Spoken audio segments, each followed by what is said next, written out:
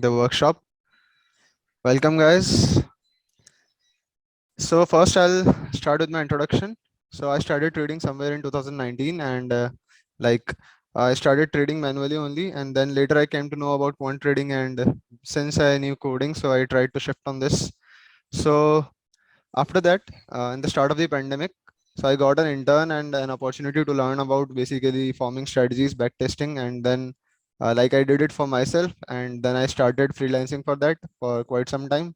Right now, I'm not in that role. I'm working in software development, but as a part time or for my personal investments, I do this at times, and it has helped me. So basically, I'll keep this workshop quite basic, and we have like we did a survey before while we launched the workshop, and based on the result I got this point that the audience is quite broad. Some of the people are targeting the API connections and like proper things in quant trading, and some of the people are here who want to learn something new, or they want to get an introduction.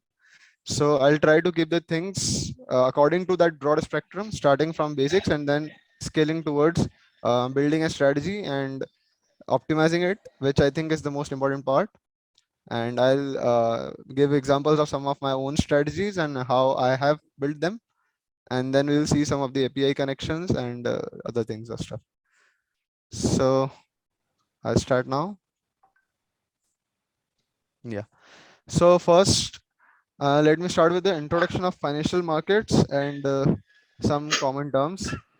So basically, financial markets is something which we see in our daily life, and we commonly refer to the indexes, which are Nifty 50 and Sensex. But the financial markets consists of all the stocks, all the derivative options, like um, and uh, even the MCX, which consists the commodities, all are considered in financial markets, where we can buy or sell an asset, or like even write a contract on it, not directly buying or selling. Like buying and selling, not an asset but a contract. So let me introduce futures and options first. uh, so like many of the people are unaware of future and options because it's not that common. What's common is basic stocks and some commodities like gold or silver, but futures and options are not common. But like I'll try to minimize the use of futures and options so that it will be easy to understand, but I'll include some of its parts, so I'll explain in brief. So future is nothing but the simple thing that if I own an asset, so I just bet on a price which is going to be the asset's price at a future date. For example, मैंने एक stock खरीदा and I bet on its price that November end में the stock will be of this price. So I buy a contract that एक महीने बाद I'll buy this stock or buy this index at a certain price which I am writing today in a contract, and the other party is selling that contract, selling that same stock 1 month later at this price which we are deciding right now. So basically, this is future. Like as simple as we can understand it, it is buying something or selling something in future and deciding it right now, that what would be the price. And option is option is a choice to buy or sell. So future consists of obligations. Like अगर you have signed a contract that एक महीने बाद आप इस rate में if you will sell a stock, then even if the stock is high or low, it doesn't matter. You have to follow that contract and you have to sell there. So it has an obligation until you like close the trade before the expiry.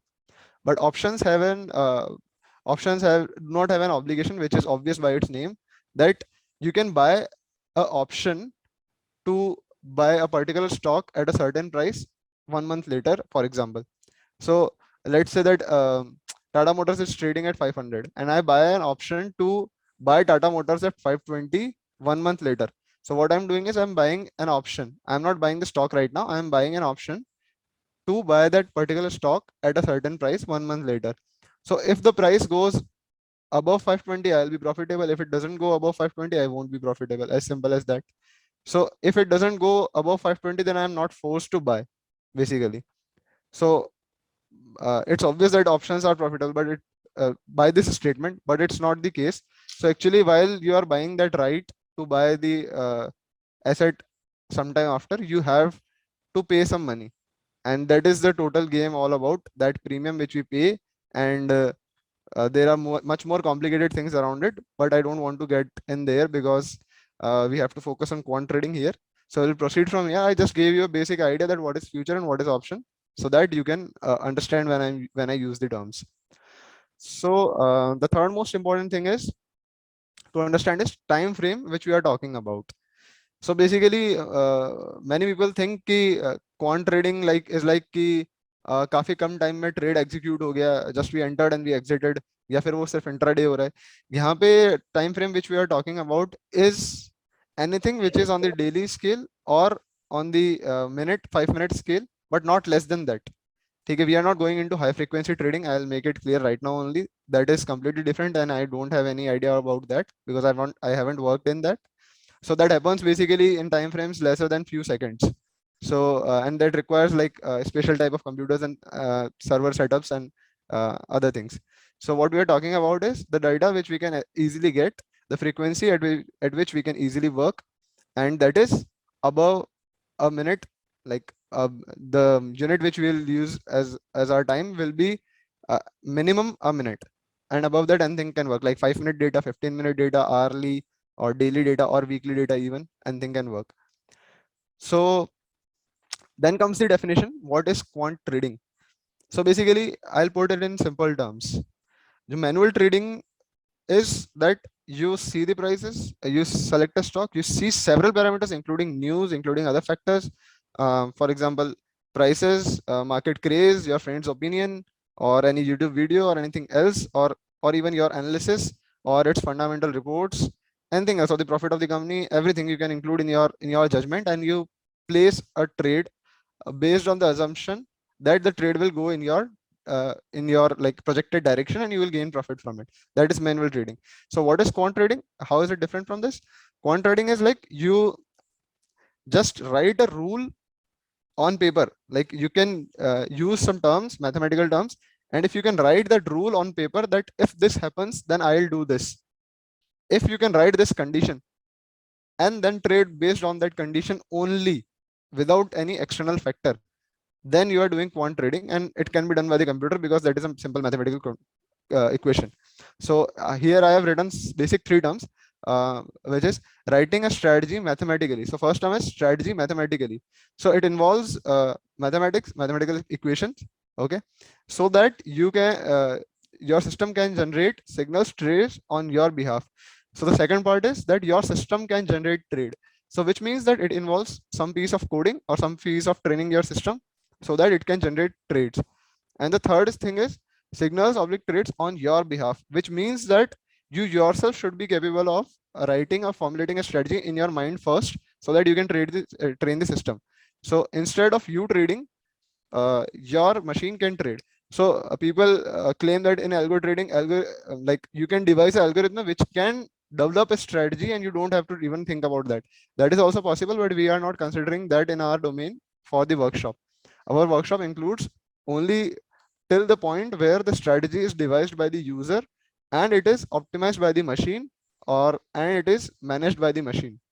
Okay, so these are the basic three things: mathematical formulation, equation, and second thing is basic coding so that system can generate signals, and third thing is it can do all the processes which you do, like analyzing your portfolio or writing a trade on your behalf. Those are the three things. So let's first see the contents so that we get an overview or a complete idea of what will be delivered in the workshop. So the first is trading versus quant trading, which I partially explained. The second is strategy forming, which is the backbone. Obviously, we need it to proceed further. The third thing is backtesting, which I'll explain a bit later that what it is and how it is done. And the fourth is optimization of that strategy so that we get something which is deliverable, which generates profit and which is stable. And I'll explain that how that too. And the fifth is API connection. So the API connection is basically deploying your strategy to work in the real world. Till the step 4, all of it is in your local desktop. It's not working in the market. It's just for your understanding, just for your betterment. And in the step 5, we make it working in the real world. Okay. And the last is cloud automation, which is an optional thing because till step 5 your task is completed. You can basically trade, The step 6 only supports in a way that it uploads your strategy to the cloud so that you don't even have to run your PC. Okay, for step 5, you have to run your PC, or you have to run code on your local, which requires internet connection and a up running PC every time you are trading. But cloud automation will omit that too. So, but that is an optional optional segment. So, so basically, the word is right now shifting from manual trading to algorithmic trading, and most of you may be knowing about this. Some of you may not be knowing about this, but I'll tell you what are the benefits which we get from trading algorithmically instead of trading manually, and then it would be pretty clear to you that why I'm saying this statement. So I personally use both the manual judgments and the algorithmic backtesting results for my support so that I can trade according to that. Um, so let's see what we can get out of algorithmic trading. So I've clearly stated the difference so that we know what we are talking about and we know what we are going to do or what we are learning here.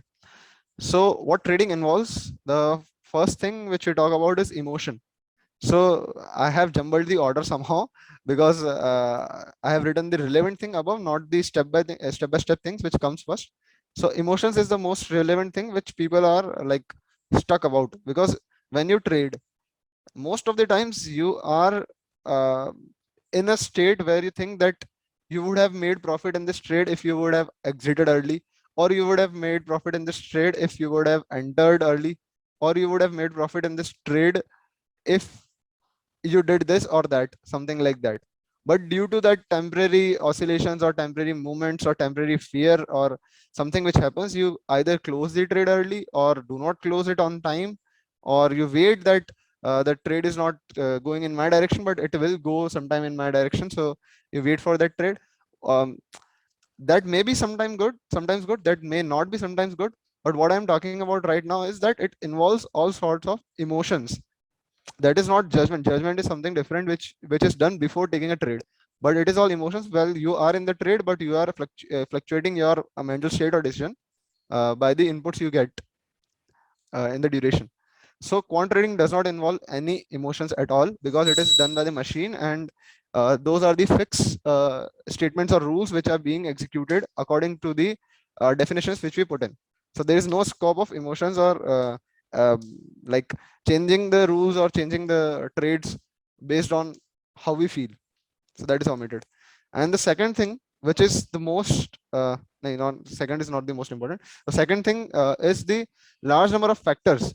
So as I stated earlier, traditional trading includes large number of factors which may be quite profitable at times, because I have also made profits because of the hype or because of the news or because of the say India China border tensions. There are moments when you get opportunities which you miss while you are doing quantitative trading, but it is somehow beneficial also, because in traditional trading you have to be careful about all the factors.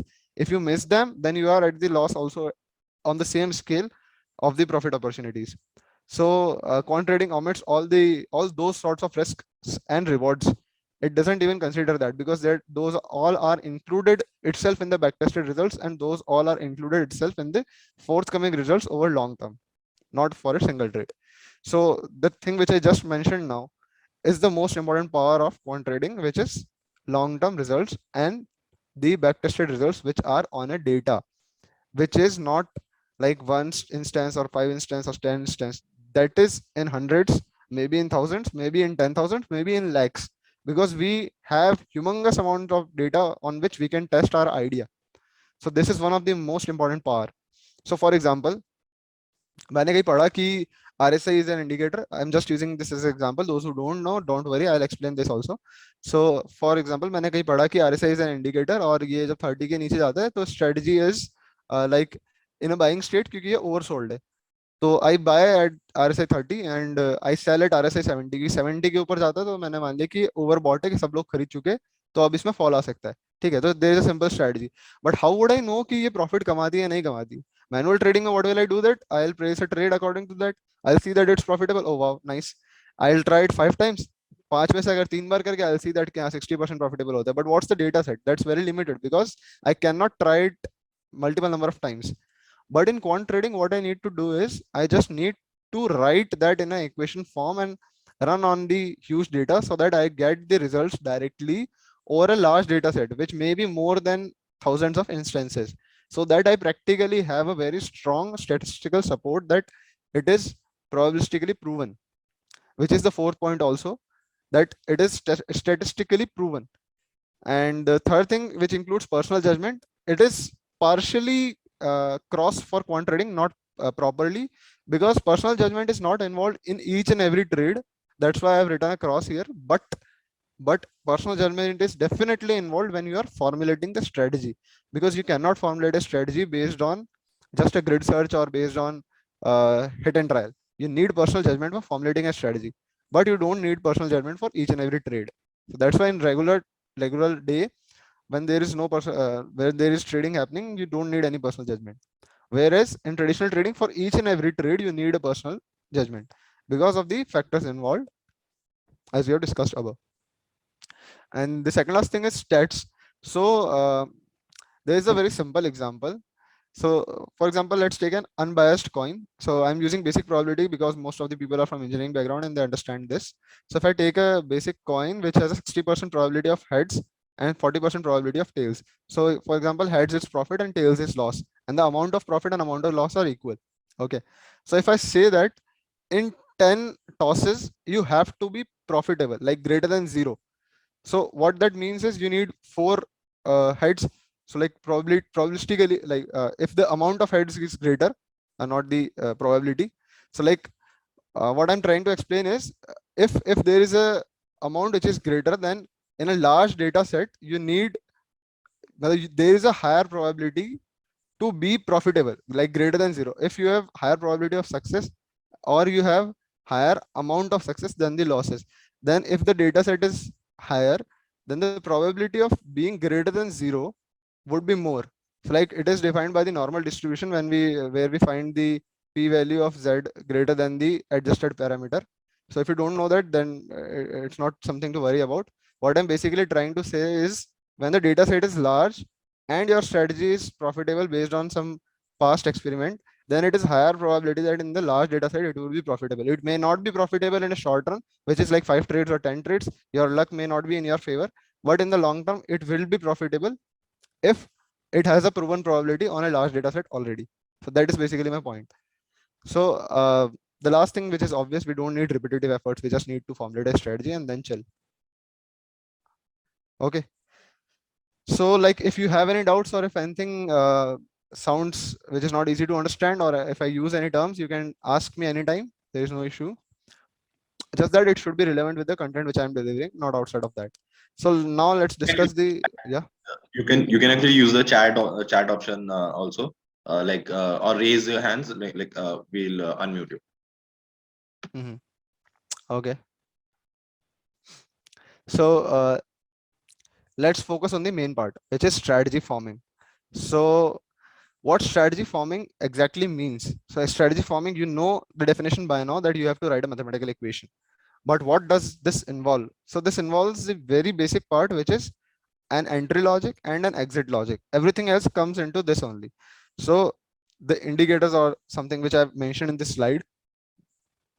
So there are only two things in a trade: how you enter, how you exit.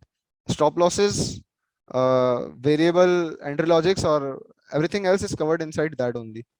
So stop loss is also exit logic, and if you don't use the stop loss, then also there will be a if else sort of exit logic. So basically you need to form a basic logic which will dictate the machine when to enter and when to exit. So what are the base parameters which you can use to form this logic? That is the thing which we need to understand. So on the right side, I have mentioned some of the tools which are obtained directly from the data, and on the bottom are some tools which are generated from the data and then used. Okay. So right side, the data is OHLC, which is basically open, high, low, close data. So what is open, high, low, close data? It can be of any time interval. So if I'm talking about 5 minutes data, which means that for a 5 minute candle or for a 5 minute time period, that stock or index has a open price of this at which it started, has a high price of this, was the highest price on that 5 minutes, has a low price, and has a closing price at which it ended. So this is the basic OHLC data. And if I'm talking about a day, then it would be day open, day high price, day low price, and day close price. As simple as that. What is volume? Volume is the number of trades taken on that particular asset. What is time? Time is basically we can use time as a parameter in entry exit logic. For example, I say that I'll write a strategy which will work in the last 2 hours of market. So I can directly specify the time to be after 1:30 p.m. and then use it as a parameter in entry or exit logic. Or I write a strategy where the algo exits exactly 10 minutes after it enters. So time is also a parameter basically to use in writing entry exit logic. And the fourth one is maybe some of you don't know, it is OI, which is open interest. So I explained futures and option in the starting. So what happens that there is a option chain. Like I told you that option is a contract so that you have the right to buy or sell a particular product at a future date. So that underlying price can be very different. Like one can say that I'll buy Tata Motors at 520, one can say that I'll buy Tata Motors at 540, and they are writing contracts for that. So there can be many multiple price. So if you include all those prices, all those trades which are happening on those prices, then we will get a whole chain. So I'll show you the option chain when I'll be doing some backtesting or something. So you'll get a better idea about this also. So that is the basically chain, and which includes the open interest, which I have specified here, OI, open interest, which means that for each strike price, what is the option open interest means what are the orders which are open, like what are the contracts which are open. So basically this is the open interest.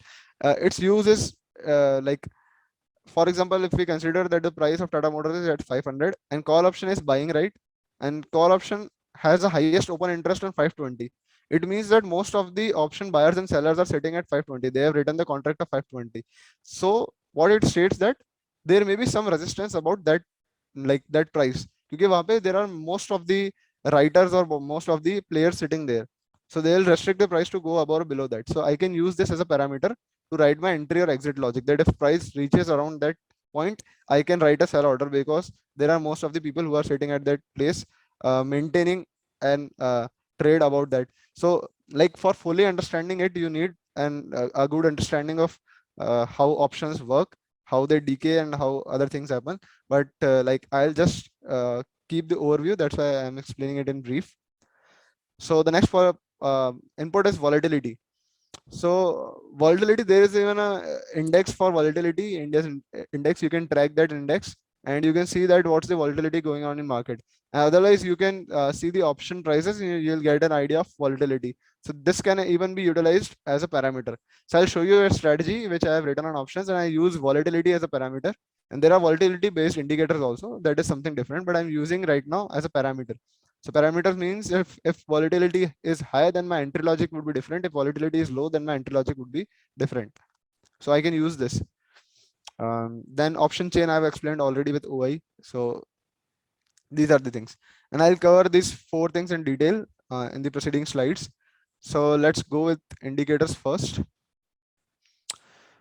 So there are basically four type of indicators, and the fifth category is rest of them. So four type of indicators fall in the category. The first one is momentum indicators. So this might sound something somewhat boring right now because I'm not including anything practical, but soon we will switch to that part also. So you can just grab the content right now, and then I'll show you the examples and as well as the online available options for that. So yeah. So the first one is momentum indicator. So what momentum indicator does is basically whenever there is like a directional movement, momentum is basically the stock is moving fast in a particular direction. So the indicators try to like inform us that the stock has a movement in a particular direction. So for example, the first indicator I have written is rate of change, which sounds very easy to understand. Of course, rate of change, it's obvious that how fast the price is changing in a particular direction. Okay. So that is a momentum indicator. The second one is the most common indicators out of all, and that is RSI, which is relative strength indicator. So you don't need to focus on the formulas of any of them. If you want to like get a theoretical understanding, you can do that. Otherwise, you just need to know the important levels. So like RSI indicates the strength of the trend. So basically how strong is the backing of that stock going up or going down. So like if RSI is higher, so like you can see from a very small example that like I'll show you this 1 second. Let's see RSI indicator here. So we can use indicators, and I use RSI indicator, and let's see what happens. So I've written a RSI indicator here. So you can see that this is the daily chart of Tata Motors, and um, yeah. So I have like included the RSI indicator of 14 days time period. Like this time period can be varied. 14 days means it includes the past 14 candles in its calculation, whatever the formula is. So what it indicates that at this point when the price was here, RSI was about 30 points. Like RSI was about at 30. So 30 indicates that the stock doesn't have any momentum. So if you see in the past few days, the stock was literally having no momentum, right? So the RSI was indicating us that the stock is not having any momentum. But as soon as the stock started rising, even before the big rally came, the RSI shooted up. And RSI shooted up because it showed that there is momentum building up, right? So in the phase where there was no big movement upside, it was just a small movement from 275 to 320 something. Even before that big moment, it showed a strong strength here that the RSI is going upwards and reached till 65 around, and then got a dip here and then again rose. So basically, it showed the indication that the momentum is building up here in the stock, and then the stock exploded. As you know, that it directly jumped from 325 to 500 plus levels, and then the RSI shooted up and it reached a maximum of 92. So RSI oscillates between 0 to 100 theoretically. It like practically it never touches 100. Uh, but yeah, it remains in that range. So generally, this 30 to 70 area is considered as normal region. Above 70, it is considered overbought. Above 30, it is considered it as oversold. But many of the stocks which are rallying remain above 70 also for most of the time, so it's not that matter. But you can use indicators like this. So why am I explaining the indicators? Like they are not, they are the common things which are used in basic trading also. But we'll use all of these indicators in our quant trading. So I'm giving a basic overview of that. The second category is volume indicators, including the volumes of the trades in our indicator formation. So VWAP is basically weighted average price, like volume weighted average price. So the average price is divided by volume, and then weighted like average is taken. The weight is 1 by V basically, so that we can get an idea of how the price is changing versus the volume of trades. So the third category of indicators is volatility indicators. So there are few common indicators in which ATR is the most common, and it's the basic. Other indicators use this indicator as a base. So what ATR is? ATR is basically average true range. So what it happens is that so for example, a price of a stock is around 300. So the if ATR is 20 points above and 20 points below, which means that it is most probable that the stock will remain in those 40 points range, like the base 300 value plus 20, which is 320, and below uh, and the below level is 280. So the stock will remain between that. So it is defined by the high and lows of the stocks for the previous days. So it uses high low prices and calculates the two range based on that according to its formula. And Bollinger Bands and Cardinal channel are like they uses the moving averages and then plus minus ATR in the Cardinal channel, and in Bollinger channel it uses the like standard deviation. So you know standard deviation around a average line. Basically, it's average plus minus standard deviation of some sort, and all the volatility indicators which are bands or something, range or something. So which gives an idea that this is the most probable area of the stock. If it gets above if it touches the above line, then it means that there is a high probability of it getting below again. And if it touches the below line, then there is a high probability of getting above again. So you can write trades based on that. The third, like the fourth one is trend indicators.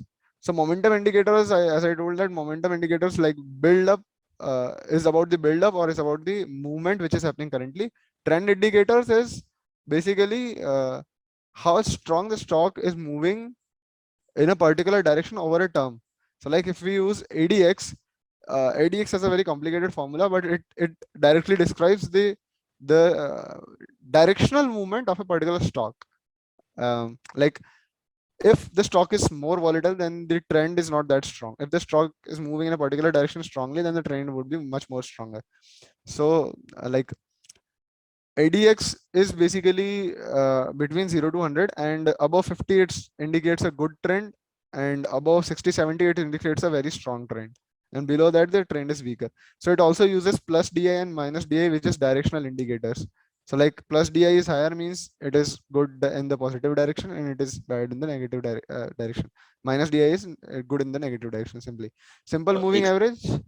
Yeah. I think someone may has asked something in the chat. Okay. Do we write the code logic for these indicators ourselves, or do we take actual values of the chosen indicator from APIs without us having to calculate them? Okay, so API basically helps you write the trades and take the data. There's nothing else from the API side.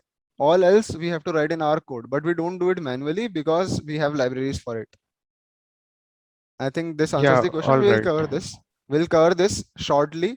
I'm just explaining the basics of all the things which we'll be using, uh, and then we'll proceed to the main content, which is backtesting the strategy and then doing the further things. Okay. Yeah, So sure.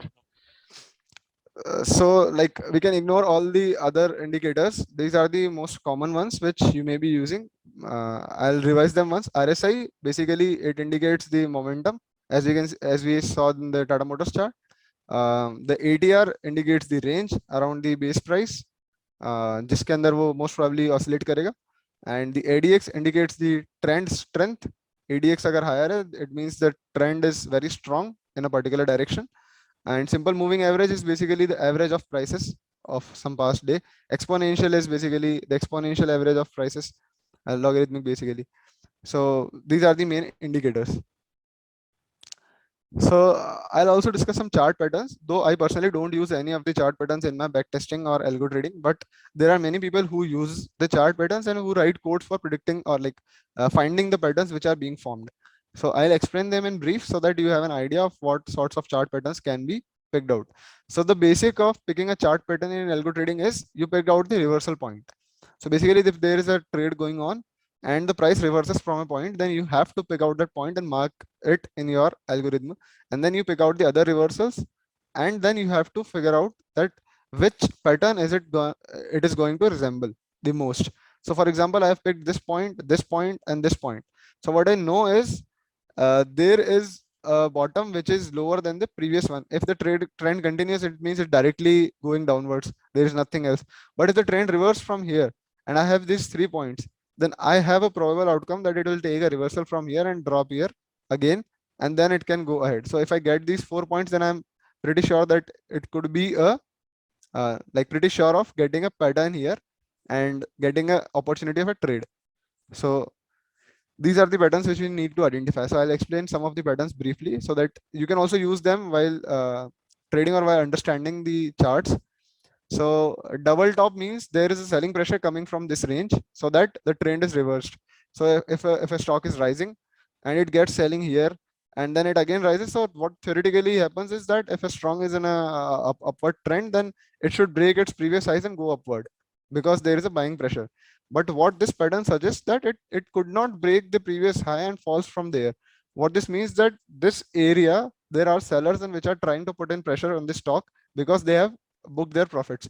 So in this case, the stock comes down again, and then here we get a confirmation of the trade that there is a resistance here, and the stock has reversed the trend. Then we can get a trade here. Similarly, it happens in the case of head and shoulders. Like the momentum comes here, it breaks. The momentum, since the momentum is there, the stock again attempts to go high, but it is faced by a major resistance. It takes a support and then it goes high, and the selling continues from this whole cloud so that the stock does not have any more strength to go up, then it goes down. The trend reverses. So basically, while we are writing the algo, we can pick up the inversal points and we can like try to estimate the pattern which it is forming and accordingly place the trade. So there are wedges, like the stock is in the consolidation because like a major party has bought the stock, it has rallied too much and the previous buyers are now exiting, but there are new buyers which want the stock to rally even more, so they are accumulating. So the stock doesn't drop suddenly, it is forced to go in a consolidation because the buying and selling pressure both are there, and then like uh, it again attempts to either rise or fall depending on the uh, pattern. So this type of wedges are bidirectional patterns mostly. Like it can go upward if the consolidation is there and the new buying pressure comes in which wants the trade to continue, And if the selling pressure is prominent enough and they have made the small sales and retailers are trapped here, then the stock can go even downwards. So wedge patterns are mostly not observed as it is. They are observed in a combination of this and this, somewhere up down of that. So you can directly trade in both directions. So these are the common wedges. As you can see, like here is a reversal pattern and here is a continuation pattern for similar sort of wedges. Okay. So these are the basic chart patterns. So let's talk about some scanners. So basically, the stock universe is too big to find out the stocks which are useful for us. So we need a primary filter so that we can figure out which stocks we have to trade on and which stocks we have to omit while we are seeing a trade.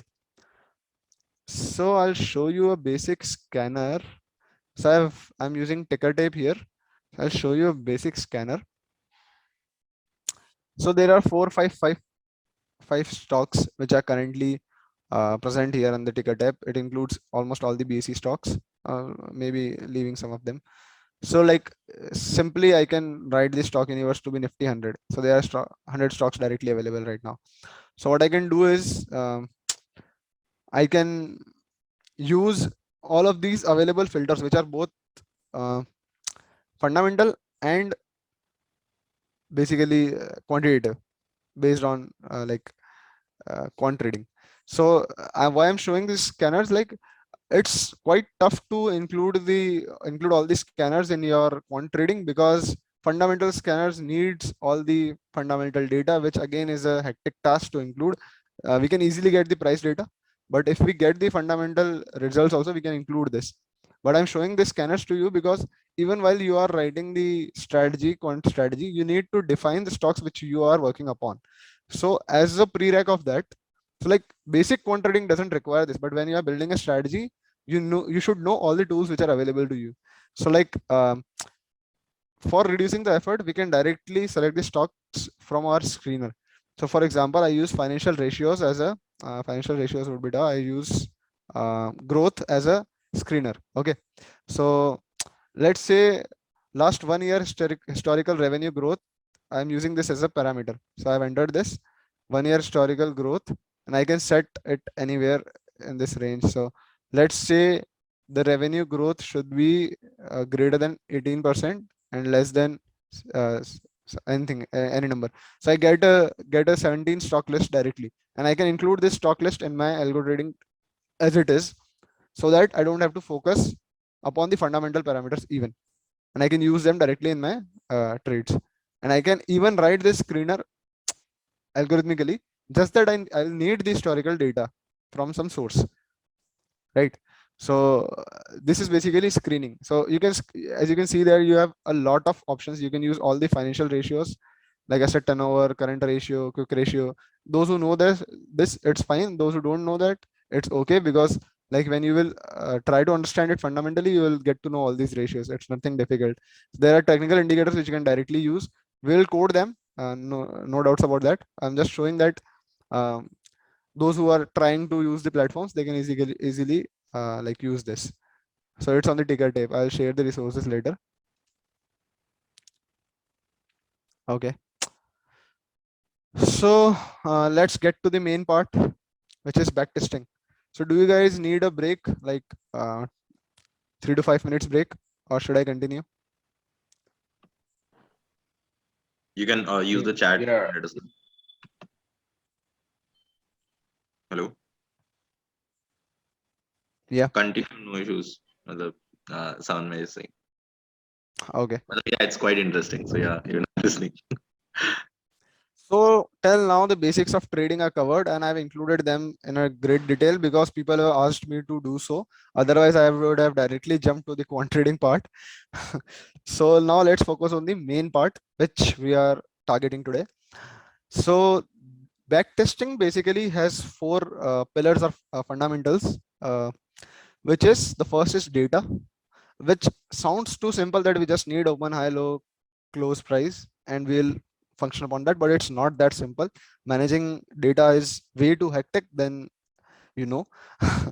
And the second thing is platforms and libraries which we'll use, because without using the libraries it would be very tough to write each and everything. We can do so, but there are libraries, we can use them. Third thing is generating the signals and writing the orders and maintaining the orders, because you never know that your order will be executed or not if you just write them and leave them.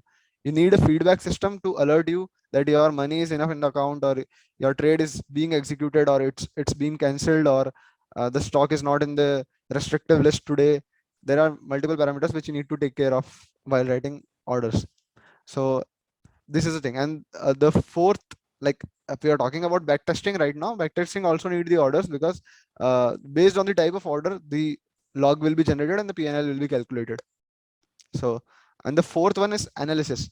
Analysis requires like a lot of calculation on the calculated log. Like, we'll get a log of orders, these are the orders, and then we do the calculations of several parameters so that we can analyze how the strategy is performing. The strategy is not all about profit, because if you just focus on the profits, you may miss out very fundamental things which may result to inappropriate results in future, because on the past data we are testing it, but in the future market conditions may also change, and maybe the data which you have included doesn't involve those market conditions.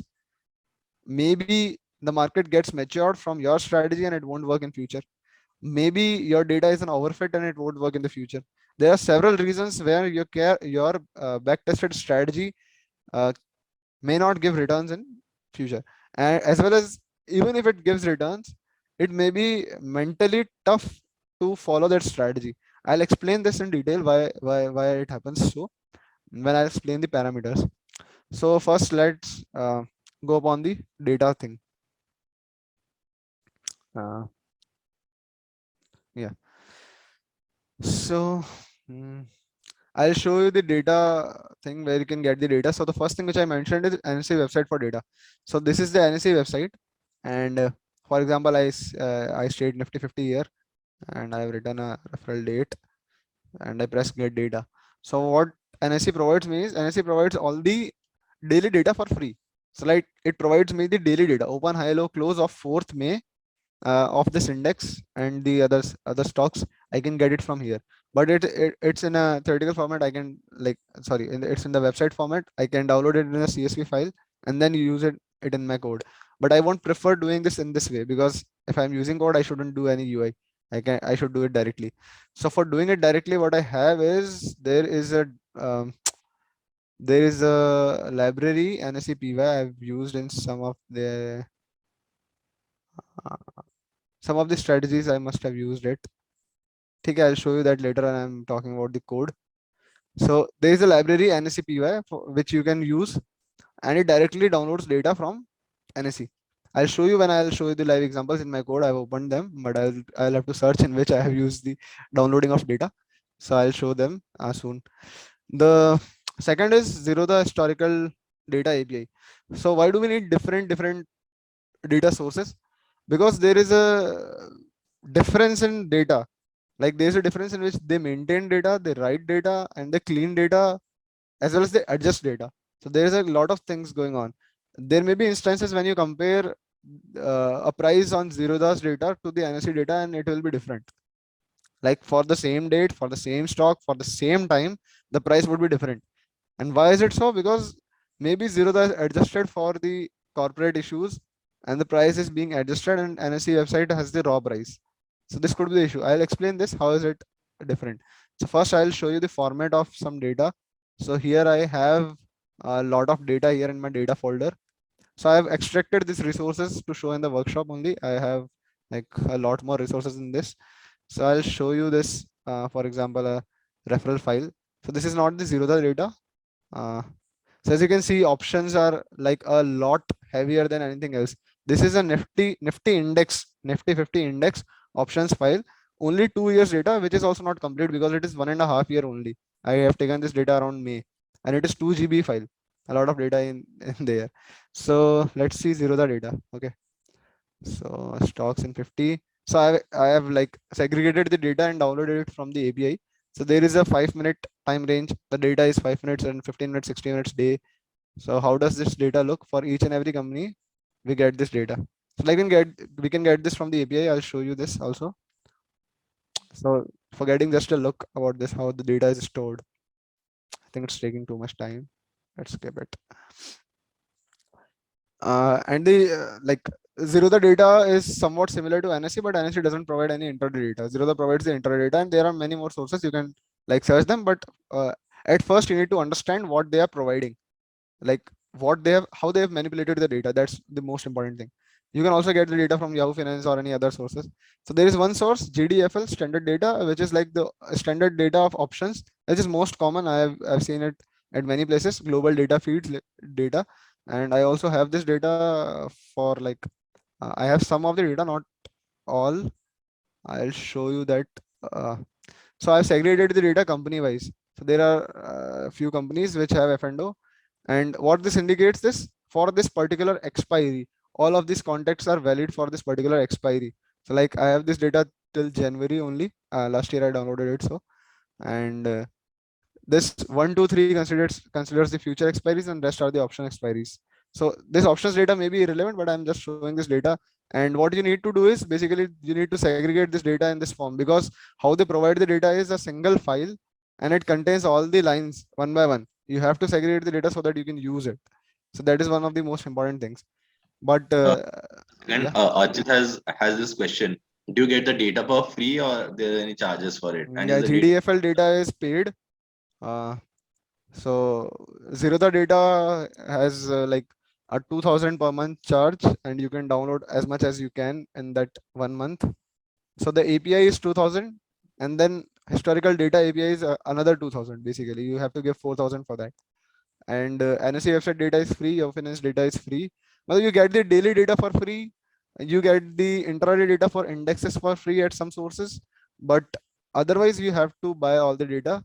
Like minute data you have to buy, because I don't think any free source is available, and even if it is, then the data is not clean. It is not recorded properly, and it doesn't have any adjustments. So like it is a lot of hectic issue if you go for the free data.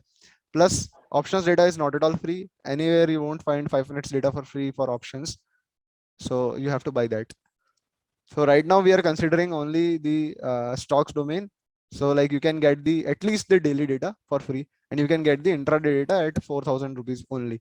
Like you can download all the data which you need. So that is the total cost we need, which you need to spend. GDFL data is much more costly, but you don't need to buy that unless you are backtesting in options, particularly that to intraday, not on daily basis. Okay, one more thing I want to ask. Yeah, Am I audible? yeah, yeah. Yeah, okay. So it's like that for the historical data, I can get that. But as Hmm. I'm planning to do the trading for like for the next 5 to 10 years, so Hmm. is it like feasible that I should collect the data like somehow with me, like minutely data or a tick by tick So data, there something is a like very that? simple thing, like when you will connect the API, Hmm. you will get the live streaming of data, Okay, and you can at the same time running, you can run your strategy, and at the same time you can like collect the data on a time frame basis and store it. okay, okay. I can do that now. Obviously. Yeah. Okay. uh, so uh, let's see the available sorry adjustments which we need to do. So like I've talked a lot about adjustments, but let's see what happens here. So what are the adjustments which are required? So there are bonuses, like many of you must have heard about right issues or bonus stocks or splits or a merger of companies, or like any other thing. Like there are a lot of things mentioned here, like high ops warrants and SPNs, other things. So the most common are bonus, rights issued, mergers, and splits. These are the most common things which needs adjustment, because like the IRCTC stock just split it into five, and the price dropped by like a price dropped to 1/5 just a few days back, 1 or 2 days back, I think. So if this happens, then your raw data at NSE site will show the price to be 2000, 3000, or whatever it was, like above 4000. It has rose to more than 5000. So it'll show that price for a few days back, but it will show the price of 800 for Friday. So like this is a huge discrepancy which we need to sort before running our strategy. Otherwise, it will suffer huge losses at some points or huge unrealistic gains at some points. So we need a data which is adjusted. So what we need to do is, like if the stock is splitted, then it's obvious that if it is splitting in for say one stock is converting into five stocks, so the price would be 1/5. So basically you adjust all the previous price to the current stock's face value. So like there is a concept of face value. If the stock was of 10 face value, if it is split it into 5, then the face value is only 2, because there are 5 stocks for one stock. So basically you can use that and invert the formula and directly do the adjustment. Same is with bonus issues. If there is one stock and there are two bonus stocks offered for that one stock, then of course the price will be one third, because the stocks are 3 times in the market trading right now. So you can adjust that. So the price are being adjusted on the X date of that like announcement, or basically the implementation. So there is a X bonus date, X split date, and on that date we adjust the prices. On or before all of those dates we adjust the prices, so that we have the fair data. We do not need this adjustment intraday, because in intraday there is no effect, right? We just need this adjustment when we are talking about the daily data. So now I assume that our data is like cleaned up. There are no empty spaces in between. There are no absurd prices or nan values or lack of adjustment. All of these things are done, and we are ready to go to experiment on that data. Because if you don't take care of this, you'll get stuck in errors and things which you won't expect, and you will need a lot of time to like solve it. Many of the people don't talk about this, but I know that practically we all use data from some free sources and it has a lot of problems. So take care of this first and then proceed further, right? So now I'll show you some platforms like Streak and Opstra. Um, we can also omit this because it doesn't include direct coding, but for those who are planning to do very basic backtesting, then they don't need to even write any code, because they have available platforms. So like this is the Streak platform. So Streak has an add-on on Zerodha also, and many people know it by Zerodha backtesting platform. That's why I mentioned it in the form, that Zerodha Streak. Otherwise it's a independent thing, and this is the Streak add-on website for it. Sorry, the add-on website for it. So I had tried some of these strategies. Like it was a rough try quite a few time back when I was trying this platform. So what happens is that this platform is like quite easy to use, and as you can see here, so I can write the entry logic and the exit logic in the simple terms.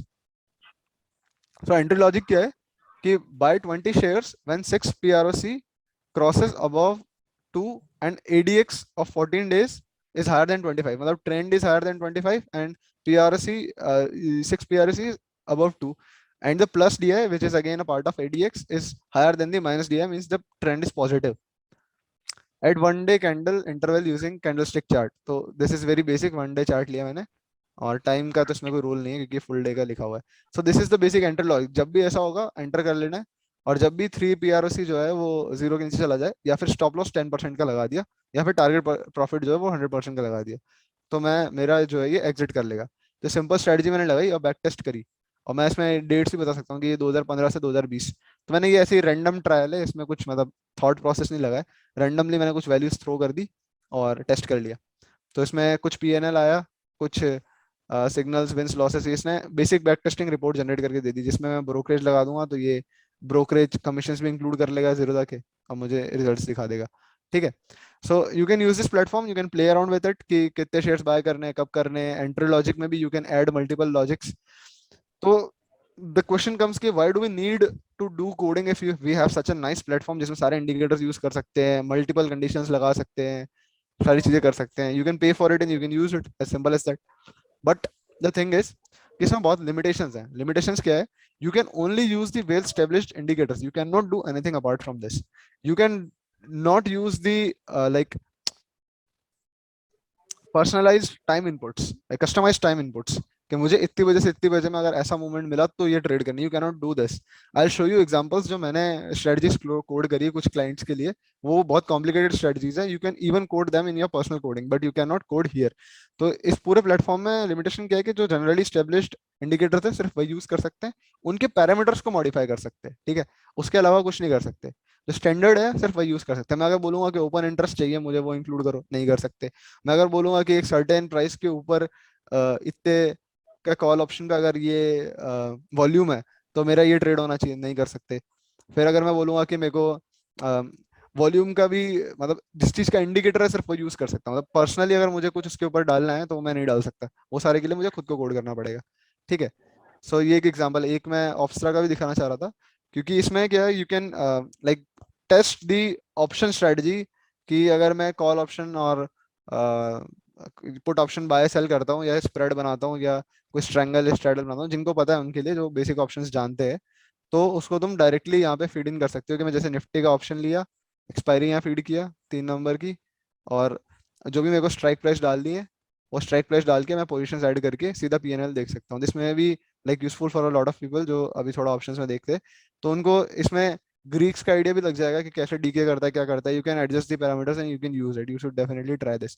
But ये again historically इसको test नहीं कर सकते, इसने historical testing के options दिए हैं but I have not tried them. वो पेड है, जिन्हें ट्राई करना है they can do this also. But इसमें भी कुछ लिमिटेशंस है कि प्लेटफॉर्म बेस्ड है। प्लेटफॉर्म बेस्ड में सारा जो मैंने स्ट्रीक में बताया था कि you can not customise it, वो इशू रह गई। So since I have build my own back testing system, तो अब मैं ट्राई नहीं करता है सब, ये काफी पहले ट्राई किए। बस I am just telling for those like जिनको पूरा खुद से नहीं करना है लेकिन बैक टेस्ट करना है स्ट्रेटजी। तो बेसिकली जो स्विंग ट्रेडिंग करते हैं डेली टाइम फ्रेम पे या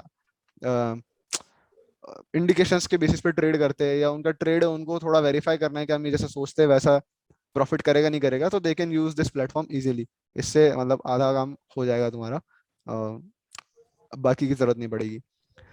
सो नेक्स्ट पार्ट पे आते हैं कि अब अगर हम ये सारे ऑप्शंस हटा के खुद से करने जाते हैं, we have to like modify the strategy for our customised use. तो कैसे करेंगे? सबसे पहली चीज आती है वो ये कि हमें इंडिकेटर्स यूज करने पड़ेंगे, क्योंकि इंडिकेटर्स ही हमारी इक्वेशन का मेन पार्ट होता है। तो हम इंडिकेटर्स यूज करने के लिए हमें लाइब्रेरी चाहिए। तो आई शो यू लाइब्रेरी जो ये सारे इंडिकेटर्स प्रोवाइड करती है। ठीक है, सो ये सब तो मैं क्लोज कर देता हूँ जो काम के नहीं है। So this is a library which is technical analysis library in Python. ठीक है, आई यूज दिस लाइब्रेरी। इसके मतलब सारे जो ऑटोमेटिक फिलिंग वाले फीचर्स हैं सब बढ़िया है, मतलब there is know like error thing in the library, इन्होंने सारा एरर हैंडल करा हुआ है। तो इसके अंदर क्या है, क्वाइट इजी टू यूज है। लाइब्रेरी के अंदर सारे जैसे टीए का मेन मेन जो है वो टेक्निकल एनालिसिस, यही टीए लाइब्रेरी नाम से, you can download it directly using pip install TA. उसके बाद जो मैंने पैरामीटर्स बता दिए, मोमेंटम, वॉल्यूम, वॉलिटिलिटी और ट्रेंड, ये 4 तरह के इंडिकेटर्स होते हैं और बाकी अदर्स में डाल देते हैं। तो यहाँ पे तुम कोई सा भी इंडिकेटर यूज कर सकते हो। Like if I need to use, ये थोड़े अनकॉमन इंडिकेटर्स हैं, मतलब you can read about them, मैं खुद भी यूज नहीं करता इससे ज्यादा। बट जैसे आरओसी इंडिकेटर ही कॉमन है, तो मैं आरओसी इंडिकेटर यूज करना है, सिंपली उसका क्लास क्रिएट किया, सारा जो हमें सीरीज डालनी की, यहाँ पे क्लोजिंग प्राइस डाला, यहाँ पे विंडो डाला, कितने दिन का विंडो कंसिडर करना है, like 14 day indicator, 7 day indicator, 10 day indicator, 21 day, जैसे भी सिंपल मूविंग एवरेज बनाना है, किसका भी बनाना है, तो you can use this RSI indicator. I will show you an examples also. अभी मैं सारा बेसिक बता रहा हूँ which I will be using. तो मेरे कोड्स में I have used all of this. But अगर मैं सीधा कोड पे जंप कर जाऊंगा तो यू विल बी आस्किंग कि ये पार्ट कहाँ से आया, पार्ट कहाँ से आया, so I am telling all the parts right now. So indicator के लिए I have used this library for most, like at most of the places. ठीक है, सो इसके अंदर सारे तरह के इंडिकेटर्स है which I like explained above and much more than that, और सारे हम यूज कर सकते हैं। इसके अंदर फंक्शन है, जैसे आरएसआई निकालना है तो ये क्लास क्रिएट किया, ऑब्जेक्ट बना इसका, और ये फंक्शन कॉल किया, हमें आरएसआई मिल जाएगा जब भी हम पूरे कोड में, मतलब हमें कंटिन्यूस भी चाहिए तो हम डायरेक्टली उसका जो एक पांडा सीरीज निकाल सकते हैं, पांडा डेटा फ्रेम निकाल सकते हैं। मैं अभी थोड़े कॉमन टर्म्स यूज कर रहा हूँ, अज्यूमिंग कि बेसिक कोडिंग का आइडिया सब लोगों को होगा, और अगर नहीं भी है तो no issues, you can use those trick and ऑब्स्ट्रा लाइक प्लेटफॉर्म एनी डे। पर अगर कोडिंग का आइडिया है तो you can proceed with this. तो ठीक है, basic trading and coding idea यहाँ से है, आई एम अज्यूमिंग दैट उसके बेसिस पे ही थोड़ा अब आगे प्रोसीड करेंगे, क्योंकि एक खुद का सिस्टम बनाने के लिए दैट इज नेसेसरी। ठीक है, तो इंडिकेटर्स हम इसमें से यूज कर सकते हैं। अब मैं उसको फिर से रीआइट्रेट नहीं करूंगा, क्योंकि मैं ऑलरेडी आइट्रेट कर चुका हूँ इंडिकेटर्स पे। ठीक है, सो नेक्स्ट मैं एक टूल पे बात करूंगा which is back trader. So back trader क्या है? Basically someone has developed a tool, open source tool, which we can use to like do the whole back testing. ठीक है, I have used this tool. This is like quite easy to use, जैसा कि ये अपने main platform पे लिखते भी है। दो मेन ऑब्जेक्टिव्स है, first is easy to use, second is go back to one. So like you can use this platform to basically write the strategy, backtest the strategy and even deploy the strategy. इसके अंदर सारे options है।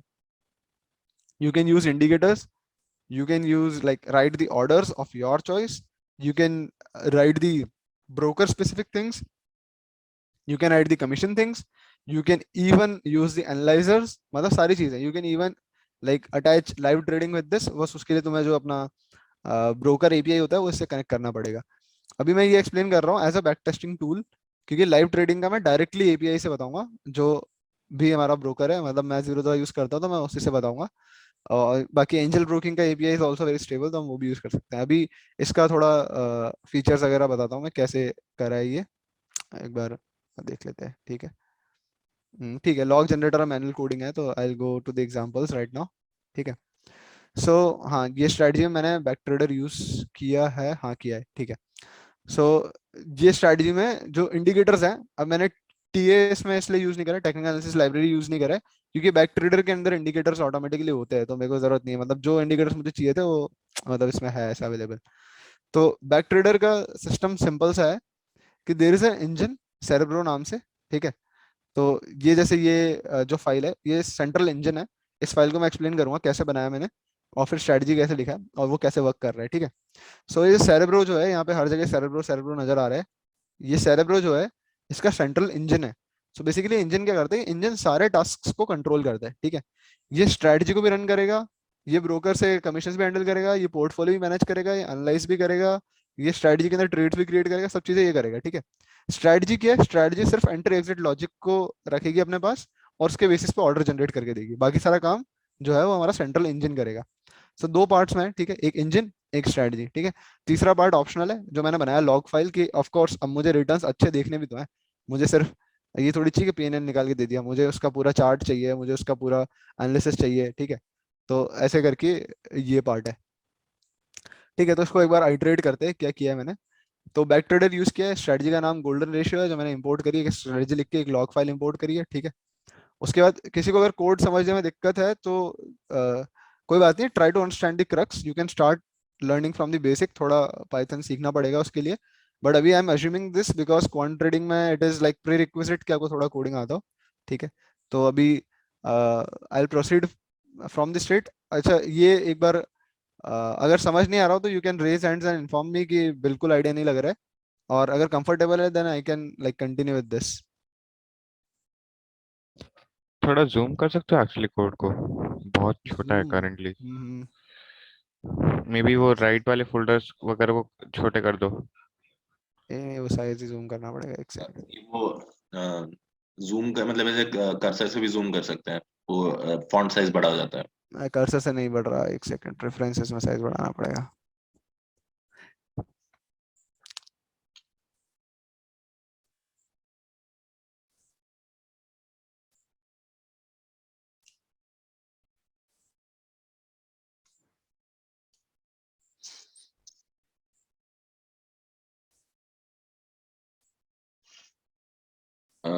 Twenty करते हैं, 25। ठीक है, visible है, और बड़ा करूं? ठीक है,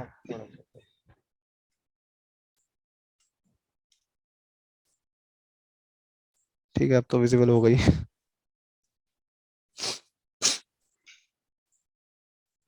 ठीक है। सो ठीक है, आई आइटरेट ओवर दिस, ठीक है। तो मैं बेसिकली एक हाँ, एक छोटा सा कंसेप्ट और है, there is a concept of leverage and margin. तो जिनको ये नहीं पता है उनके लिए मैं बताता हूँ कि जो इक्विटी पोजीशंस हैं, सिर्फ स्टॉक बाइंग में, वो भी हम जब होल्ड करते हैं स्टॉक को, तो उसमें कोई मार्जिन कोई लेवरेज नहीं होता, क्योंकि वो हमें पूरा एसेट बाय करने के लिए पैसा देना पड़ता है। बट अगर हम इंट्राडे बाय करते हैं तो उसमें क्या होता है कि इंट्राडे में the stock is not going to zero in single day, ठीक है। तो स्टॉक में कितना मूवमेंट आएगा उसके हिसाब से एक हमें ब्रोकर जो है लोन प्रोवाइड करता है ताकि हम पूरा स्टॉक ले सके, क्योंकि हमें स्टॉक अकाउंट में आने में 2 दिन लगते हैं। अगर हम अकाउंट आज ही ट्रेड लिख के आज ही कैंसिल कर देंगे तो वो स्टॉक हमारे अकाउंट में कभी आएगा ही नहीं।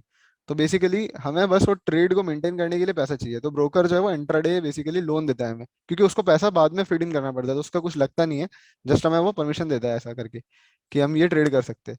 तो मान ली स्टॉक की प्राइस 100 है, हम उसे ऐसे 12 रुपए लगा के भी खरीद सकते हैं अगर हमारे पास लेवरेज जो है 8x से ऊपर है तो, ठीक है। मतलब 9x अगर लेवरेज है तो हम खरीद सकते हैं, ठीक है। तो ऐसे चलता है कि लेवरेज में तुम्हें सिर्फ मार्जिन मनी रखना होता है, margin is percentage of the money required, उतना मेंटेन करना पड़ता है, अगर लॉस हो गया तो तुम्हें और पैसा डालना पड़ेगा वरना पोजीशन लॉस हो जाएगी, ठीक है। सेम फ्यूचर ऑप्शंस में भी होता है, मार्जिन मनी रखना होता है और तुम बड़ी पोजीशन ले सकते हो, जैसे निफ्टी की पोजीशन अराउंड 9 लाख चल रहा है अभी, मतलब 50 का लॉट साइज है, तो सीधा मल्टीप्लाई कर सकते हैं तो 18,000 रुपये था तो 9 लाख है, 17,500 रुपये तो मल्टीप्लाई कर लो वैसे। उसको होल्ड करने के लिए सिर्फ 1.25 लाख रुपए चाहिए होता है, ठीक है। तो इतना लेवरेज प्रोवाइड होता है, तो आप उतने पैसे में उतना बड़ा ट्रेड कर सकते हो बेसिकली। सो यहाँ पे मैंने लेवरेज यूज किया है इसलिए मैं बता रहा हूँ ये, अदरवाइज ठीक है, इतना कोई वो नहीं है नेसेसरी, और तुम ट्रेड करोगे तो यू विल नो दैट, ठीक है। तो यहाँ पे कितना सिंपल काम है कि एक स्टार्ट डेट डाली है, एक एंड डेट डाली है, एक ये डाला है कि मेरा टाइम फ्रेम क्या है। वो भी पहला टाइम फ्रेम डाला है, मैं मल्टीपल टाइम फ्रेम यूज कर सकता हूँ जिसमें करी भी है, ठीक है। तो मैंने क्या करा, टाइम फ्रेम डाला है मिनट्स, ठीक है, और कंप्रेस किया 5 से, COMP इज कंप्रेशन, यानी मिनट्स का टाइम फ्रेम लो। मेरे पास डेटा मिनट्स का, मान लो मेरे पास डेटा 5 मिनट्स का है ही नहीं, तो ये टूल कितना पावरफुल है देखना। ये टूल जो है मिनट्स का डेटा लेता है और कंप्रेस कर देता है 5 से, तो 5 मिनट्स डेटा बन गया ऑटोमेटिकली और यूज कर लेगा, ठीक है। तो मेरे पास सारा डेटा होना जरूरी भी नहीं है, वो तो मैंने 0 10 सारा डेटा ले रखा है, बाकी पहले जब ये स्ट्रेटजी लिखी थी तब वो था नहीं। तो मेरे पास मिनट्स डेटा था और डेली डेटा था, तो मेरे को बीच का बनाना है, सीधा कंप्रेशन डाला, मतलब I don't have to write any code, automatically कर दिया। ये बैक ट्रेडर से बनाया हुआ है इसलिए ये इतना ईजी है, ठीक है। फिर जैसे ये टाइम फ्रेम 2 डाला डेली, तो मेरे पास 2 टाइम फ्रेम है, मैं दोनों टाइम फ्रेम को यूज करके स्ट्रेटजी लिख सकता हूँ, ठीक है। फिर ये इनिशियल वैल्यू मैंने पोर्टफोलियो का वैल्यू डाल दिया। लेवरेज मैंने 1 कर दिया कि मेरे को कोई लेवरेज पोजीशन नहीं लेनी, सिर्फ पोजीशन डालनी है, ठीक है। ये तो मेरे अपने पैरामीटर्स है, मैंने खुद ने क्रिएट किए हैं, ठीक है। इनको छोड़ते हैं। डेटा का पाथ दे दिया कि यहाँ से डेटा उठाना है, स्ट्रेटजी का नाम दे दिया कि ये स्ट्रेटजी का नाम है, ये इसे बनाना है, और स्टॉक में बैंक निफ्टी पे डाला है स्ट्रेटजी, तो बैंक निफ्टी लिख दिया। ये सेरेब्रो मैंने क्रिएट किया, इसका जो इंजन होता है वो क्रिएट किया यहाँ से, और सेरेब्रो को फीड करा, इंजेक्शन बोलते हैं वैसे इसे, तो फीड किया स्ट्रेटजी, स्ट्रेटजी क्या फीड किया, गोल्डन रेशियो मेरा स्ट्रेटजी था वो फीड किया मैंने, ठीक है। लेवरेज कितना डालना है वो मैंने पैरामीटर्स लिखे हैं वो डाल दिया, स्टॉप लॉस बता दिया सीधा यहीं से, स्टॉप लॉस, ठीक है। मेरे को कस्टमाइज करना होगा, मैं स्टॉप लॉस के ऊपर एक ग्रिड सर्च डाल दूंगा, मतलब बेसिकली एक लिस्ट बना के एक लूप लगा दूंगा और वो स्टॉप लॉस को आइटरेट कर देगा, ठीक है। और कमीशन बता दिया कि ये कमीशन है, ठीक है। और डेटा जो है उसका फॉर्मेट बताना पड़ता है कि डेटा कैसे आ रहा है। तो डेटा जो है जेनरिक CSV डेटा है, और उसके अंदर ये पाथ और ये सारा बता दिया कि जैसे उसको बताना पड़ेगा ना, ओपन लो हाई क्लोज कौन सी कॉलम में है, वो सब बता दिया। ओपन इंटरेस्ट है ही नहीं, क्योंकि ऑफ कोर्स स्पॉट डेटा है तो ओपन इंटरेस्ट है ही नहीं, ठीक है। ये बता दिया, फिर डेटा ऐड करके रीसैंपल कर दिया, ठीक है, कंप्रेशन के हिसाब से। और ब्रोकर के कमीशन और कैश वैश ऐड करके यहाँ पे एनालाइजर डाले। एनालाइजर क्या कर रहा है कि ये टाइम रिटर्न का एनालाइजर है, मंथली रिटर्न्स का, ये ईयरली रिटर्न्स का, ये ट्रेड का एनालाइजर है, ट्रेड मतलब कितने प्रॉफिट कितने लॉस में जा रहा है, ड्रॉ डाउन है, रिटर्न, ये सब मैं बताऊंगा अभी एनालिसिस कैसे करते हैं। बट ये एनालाइजर डाल दिए और मैंने जो है अपना कोड रन कर दिया यहाँ पे, ये ऊपर वाले मेरे पैरामीटर्स है, इनको इग्नोर करते हैं अभी, तो ये cerebro डॉट रन करके मैंने रन कर दिया, ठीक है। और यहाँ पे नीचे मैंने प्रिंट कर दी अपनी रिपोर्ट्स, ठीक है। सिर्फ ये सिंपल सा इतना सा कोड है, ये मेरी स्ट्रैटेजी है। तो स्ट्रैटेजी में क्या है कि एक BT की स्ट्रैटेजी, बैक ट्रेडर की स्ट्रैटेजी, ये मैंने यूज किया है यहाँ पे। और ये पैरामीटर्स डिफाइन किए कि मेरा स्टॉप लॉस क्या है, सेशन स्टार्ट कब हो रहा है, मेरा टाइम क्या है जब से मैं ट्रेड करना स्टार्ट करूंगा, लास्ट ऑर्डर 3 बजे के बाद नहीं डालना, कस्टमाइजेशन देख रहे हो, ये सब मैं कर सकता हूँ, ये सब मैं प्लेटफॉर्म्स पे नहीं कर सकता, ठीक है। ये एग्जांपल मैंने इसे ले लिया था कि मैं ये सब बता पाऊँ। स्क्वायर ऑफ टाइम ट्रेड कब खत्म करना है, स्क्वायर ऑफ लास्ट टाइम क्या है, 3:10 का टाइम डाल दिया तो 3:10 पे सारा ट्रेड स्क्वायर ऑफ हो जाएगा। फिर मैं फिबोनाची रेशियो यूज कर सकता हूँ, मतलब लेवरेज लॉट साइज भी डिफाइन कर सकता हूँ कि मुझे कितने के लॉट्स में जाना है, मतलब मैं कस्टमाइजेशन सारा कर सकता हूँ कि मेरा कोड है, ठीक है। तो इस तरह से स्ट्रेटजी लिख रहे, तो अब इसमें कितना सिंपल है, पैरामीटर्स लिख दिए यहाँ पे, एक लॉग डिफाइन करा, यहाँ पे मैंने एक लॉगिंग फंक्शन यूज करा हुआ है। नहीं, ये लॉग तो दूसरा है, ये लॉग तो उसका है, बस स्ट्रेटजी का लॉग है कि स्ट्रेटजी में क्या हो रहा है वो लॉग करेगा। अब ये बैक ट्रेडर के ऑटोमेटिक होते हैं कि इनिट में तुम सारे डिफाइन कर लो जो तुम्हें यूज करना है, जैसे जो डेटा है, ये डेटा तो वहां से आ रहा है जो मैंने डेटा फीड किया था, ठीक है। 0 पे 5 मिनट्स डेटा आ रहा है, 1 पे डेली डेटा आ रहा है, जो मैंने यहाँ पे लिया भी मिनट ओपन और डे ओपन, ठीक है। उसका सीधा ये डॉट करके OHLC यूज कर सकता हूँ। फिर ये सब लेके एक नोटिफाई ऑर्डर बनाया है, वो क्या करता है कि अगर ऑर्डर स्टेटस में ऑर्डर कंप्लीटेड में है तो ये सारी चीजें करनी है, स्टॉप लॉस बना दो उसका, बाय एग्जीक्यूटेड का लॉग लगा दो, स्टॉप लॉस बना दो, ठीक है। ऑर्डर अगर सेल वाले में है तो सेल एग्जीक्यूटेड का लॉग लगा दो और स्टॉप लॉस लगा दो। ये सब मैं क्या कर रहा हूँ नोटिफाई ऑर्डर में, ठीक है। अभी ये थोड़ा सा कॉम्प्लिकेटेड लग रहा होगा क्योंकि काफी डीप चला गया है इसमें, बट ये और बेसिकली क्या है कि एक ऑर्डर लिख रहा है और उसको नोटिफाई कर रहा है। हाँ शाश्वत। एक अर्चित ने एक्चुअली पूछा है, how to structure the code, is there any template to write such a code, how हाँ, to there is a template, there is scratch. A template, ठीक है। बैक ट्रेडर मैं बता रहा हूँ, बैक ट्रेडर में there is a very simple template, there is a template की एक क्लास क्रिएट करो, उसके अंदर जो वेरिएबल्स लिखने हैं लिखो, उसके बाद तुम्हारे पास एक इनिशिएशन फंक्शन होगा जो स्टार्टिंग में डिफाइन करेगा वेरिएबल्स, ठीक है। उसके बाद दो फंक्शंस होते हैं सिंपल, एक होता है नोटिफाई ट्रेड, जब ट्रेड कब लेना है वो नोटिफाई करेगा, और एक होता है नोटिफाई ऑर्डर, कि ट्रेड के बाद जो ऑर्डर एग्जीक्यूट हुआ उसके बाद क्या चीजें करनी है। तो बेसिकली ट्रेड में क्या हो रहा है कि मैं सारा अपना लॉजिक डिफाइन कर रहा हूँ, ठीक है। ये मेरा लॉजिक है, ठीक है, ये मेरा पूरा लॉजिक है। इस लॉजिक के बेसिस पे मैंने पोजीशन ली। अगर मैं पोजीशन नहीं ले रखी तो मैं पोजीशन लूंगा, पोजीशन ले रखी है तो मैं स्किप कर दूंगा, ठीक है। ये मतलब एग्जाम्पल इतना कॉम्प्लिकेटेड नहीं जितना कॉम्प्लिकेटेड लग रहा है, तो तुम लिखने लगोगे तो इट इज क्वाइट सिंपल, ठीक है। तो इसका ये फंक्शन जो नेक्स्ट है ये आइटरेट करता रहता है हमेशा, ठीक है। मतलब डेटा नेक्स्ट आता रहेगा, बेसिकली हर कैंडल पे ये चलता रहेगा। तो उस कैंडल में क्या करना है कि जब मेरा ये कंडीशंस मेट हो, मैंने मतलब हाई लो जो मुझे लिखना है वो लिख लिए, मैंने एक रेंज बनाई, और रेंज का मैंने फर्स्ट 10 मिनट की रेंज बनाई, एक फैक्टर बनाया और एक गोल्डन वैल्यू डिसाइड करी, ठीक है, जिसका लॉन्ग लेवल और शॉर्ट लेवल बना दिया। ये मेरा कुछ फॉर्मूला है, ठीक है, ये तुम्हारा अपना हो सकता है, ये मेरा फॉर्मूला है, मैंने अपने हिसाब से बनाया है, ठीक है। तुम्हें जो भी लिखना है तुम लिख सकते हो। तो अब मैंने क्या करा, अगर ये लॉन्ग लेवल से ऊपर है तो बाय करना, अगर शॉर्ट लेवल से नीचे है तो सेल करना, ठीक है। जो थोड़ा बड़ा बड़ा दिख रहा है ना वो इसको सिंपल तरीके से देखते हैं। अरे क्या चेंज हो गया, ठीक है। तो अगर ये लॉन्ग लेवल से ऊपर है तो बाय करना, लॉन्ग लेवल शॉर्ट लेवल से नीचे है तो सेल करना, सिंपल। और जैसे ही मेरा ऑर्डर एग्जीक्यूट हुआ ये अपने आप यहाँ पे आ जाएगा नोटिफाई ऑर्डर में। तो अगर बाय एग्जीक्यूट हो गया तो स्टॉप लॉस क्रिएट कर दिया, ठीक है। सेल एग्जीक्यूट हो गया तो स्टॉप लॉस क्रिएट कर दिया, ठीक है, जो प्राइस मुझे डालनी है उस पे। और अगर ऑर्डर क्लोज हुआ तो क्लोज एग्जीक्यूटेड का लॉग लगा दिया कि मेरा ऑर्डर जो है वो खुला था अब बंद हो चुका है, ठीक है, और नए ऑर्डर के लिए तैयार हूँ मैं। ऐसा सिंपल सा स्ट्रेटजी, ठीक है। अब मैं तुम लोगों को एक लॉग फाइल दिखाता हूँ और उसके आउटकम्स दिखाता हूँ कैसे आए हैं, ठीक है। ये लॉग फाइल मैंने बनाया है, ये बहुत बड़ा है, बहुत कॉम्प्लिकेटेड दिख रहा है। ये बेसिकली क्या कर रहा है, सारे कैलकुलेशंस कर रहा है, ठीक है। ये क्या करता है, सारे पैरामीटर्स की कैलकुलेशन करता है। इसका आउटकम दिखाता हूँ, समझ में आ जाएगा ये कर क्या रहा है, ठीक है। तो बेसिकली ये कर रहा है। तो मेरा स्ट्रैटेजी क्या करता है, मैं जैसे ही स्ट्रैटेजी के पैरामीटर चेंज करता हूँ मुझे पूरा ये लॉग जनरेटेड मिल जाता है। इसका सिंपल सा कोड है कि रिटर्न्स निकालने हैं, सीधा बैक ट्रेडर से रिटर्न्स लिखे, चार्ट बनाना है, सीधा चार्ट का मैटप्लॉटलिब यूज करा, चार्ट बना लिया, ठीक है। तो ये जो रिटर्न्स है ये मेरा ईयरली इतना रिटर्न आ रहा है ऐसे करके, और मंथली ये रिटर्न्स आ रहे हैं, मंथली चार्ट हो गया, क्वार्टरली ये रिटर्न्स आ रहे हैं। पोर्टफोलियो ऐसे ग्रो कर रहा है, मतलब अगर मैंने कितने 25 लाख रुपए 2015 में डाले हैं तो ये 55 लाख बन गए ऐसा 2020 में। ऐसे पोर्टफोलियो इस तरह से ग्रो किए। एज यू कैन सी कि वो यहाँ पे रिटर्न्स कम है जैसे 17 में और 18 में। तो यहाँ पे 17 18 पे चार्ट फ्लैटन होता हुआ दिख रहा है, बाकी जगह काफी हाई ग्रोथ पे है, ठीक है। यहाँ पे थोड़ा फ्लैटन हो रहा है। तो वो पोर्टफोलियो इस तरह से ग्रो कर रहा है, लेकिन ये काफी स्टेबल है क्योंकि इसमें ऐसे ऊपर नीचे नहीं चल रहा। तो आई कैन अंडरस्टैंड कि ये स्ट्रेटजी जो है काफी स्टेबली ग्रो करती है, ठीक है। अब चलते हैं थोड़ा आ, आगे लेवल पे, ठीक है। तो मैंने सिग्नल्स एंड ऑर्डर्स तो मैं मतलब वैसे बता ही दिया है, फिर भी मैं थोड़ा अभी और एक्सप्लेन करूंगा बैक ट्रेडर पे ले जाके कि कैसे डालते हैं। स्ट्रेटजी थोड़ा हो सकता है कॉम्प्लिकेटेड लग रही हो, कोड देख के ऐसा नहीं लगाना कि मुश्किल है। जो मैं बेसिक बात बताना चाह रहा हूँ कि 3 4 पार्ट होते हैं बस। पहले लॉजिक लिखते हैं, जो मैंने ब्लॉक में दिखाया था वो लॉजिक लिखा। उसके बाद हम कहाँ गए कि लॉजिक से 2 लेवल बनाए कि ये लेवल क्रॉस हुआ तो बाय करूंगा, ये लेवल क्रॉस हुआ तो सेल करूंगा। बाय किया तो बाय का लॉक डाल दिया कि बाय हो गया, मतलब मेरी पोजीशन आ गई। ये नहीं कि मैंने बाय करा उसके अगले मिनट पे सेल हो जा रहा है। तो मुझे वहां पे लिखना पड़ेगा कि मैं बाय वाले पोजीशन में आ चुका हूँ। तो मैंने बस उसका कोड दिखाया कि बाय वाली पोजीशन में आ गया, ठीक है। अब आई एम वेटिंग कि ये trade either stop loss hit करे और ये ट्रेड क्लोज हो। तो उसके लिए मुझे क्या करना पड़ेगा, मुझे नोटिफाई करना पड़ेगा ना कि मेरा बाय ऑर्डर एग्जीक्यूट हो गया। तो वो ये भी ध्यान रखता है कि ऑर्डर एग्जीक्यूट हुआ या नहीं हुआ। ऑर्डर एग्जीक्यूट नहीं हुआ तो वो स्टॉप लॉस नहीं लगाएगा, समझ रहे हो। तो इसलिए मैंने जब यहाँ एग्जांपल दिखाया तो इस एग्जांपल के अंदर ये नोटिफाई ऑर्डर करके जो फंक्शन है ये बेसिकली क्या करता है कि मेरे पास नोटिफिकेशन आया कि मेरा ऑर्डर एग्जीक्यूट हो गया है, ठीक है। If order dot status in order dot submitted order dot accepted, ठीक है, यानी एक्सेप्ट हो गया ऑर्डर, तो फिर मेरा ये ऑर्डर कंप्लीटेड मैं चेक करूंगा, ऑर्डर कंप्लीटेड है तो मैं बाय एग्जीक्यूटेड लॉग लगा दूंगा, स्टॉप लॉस लगा दूंगा।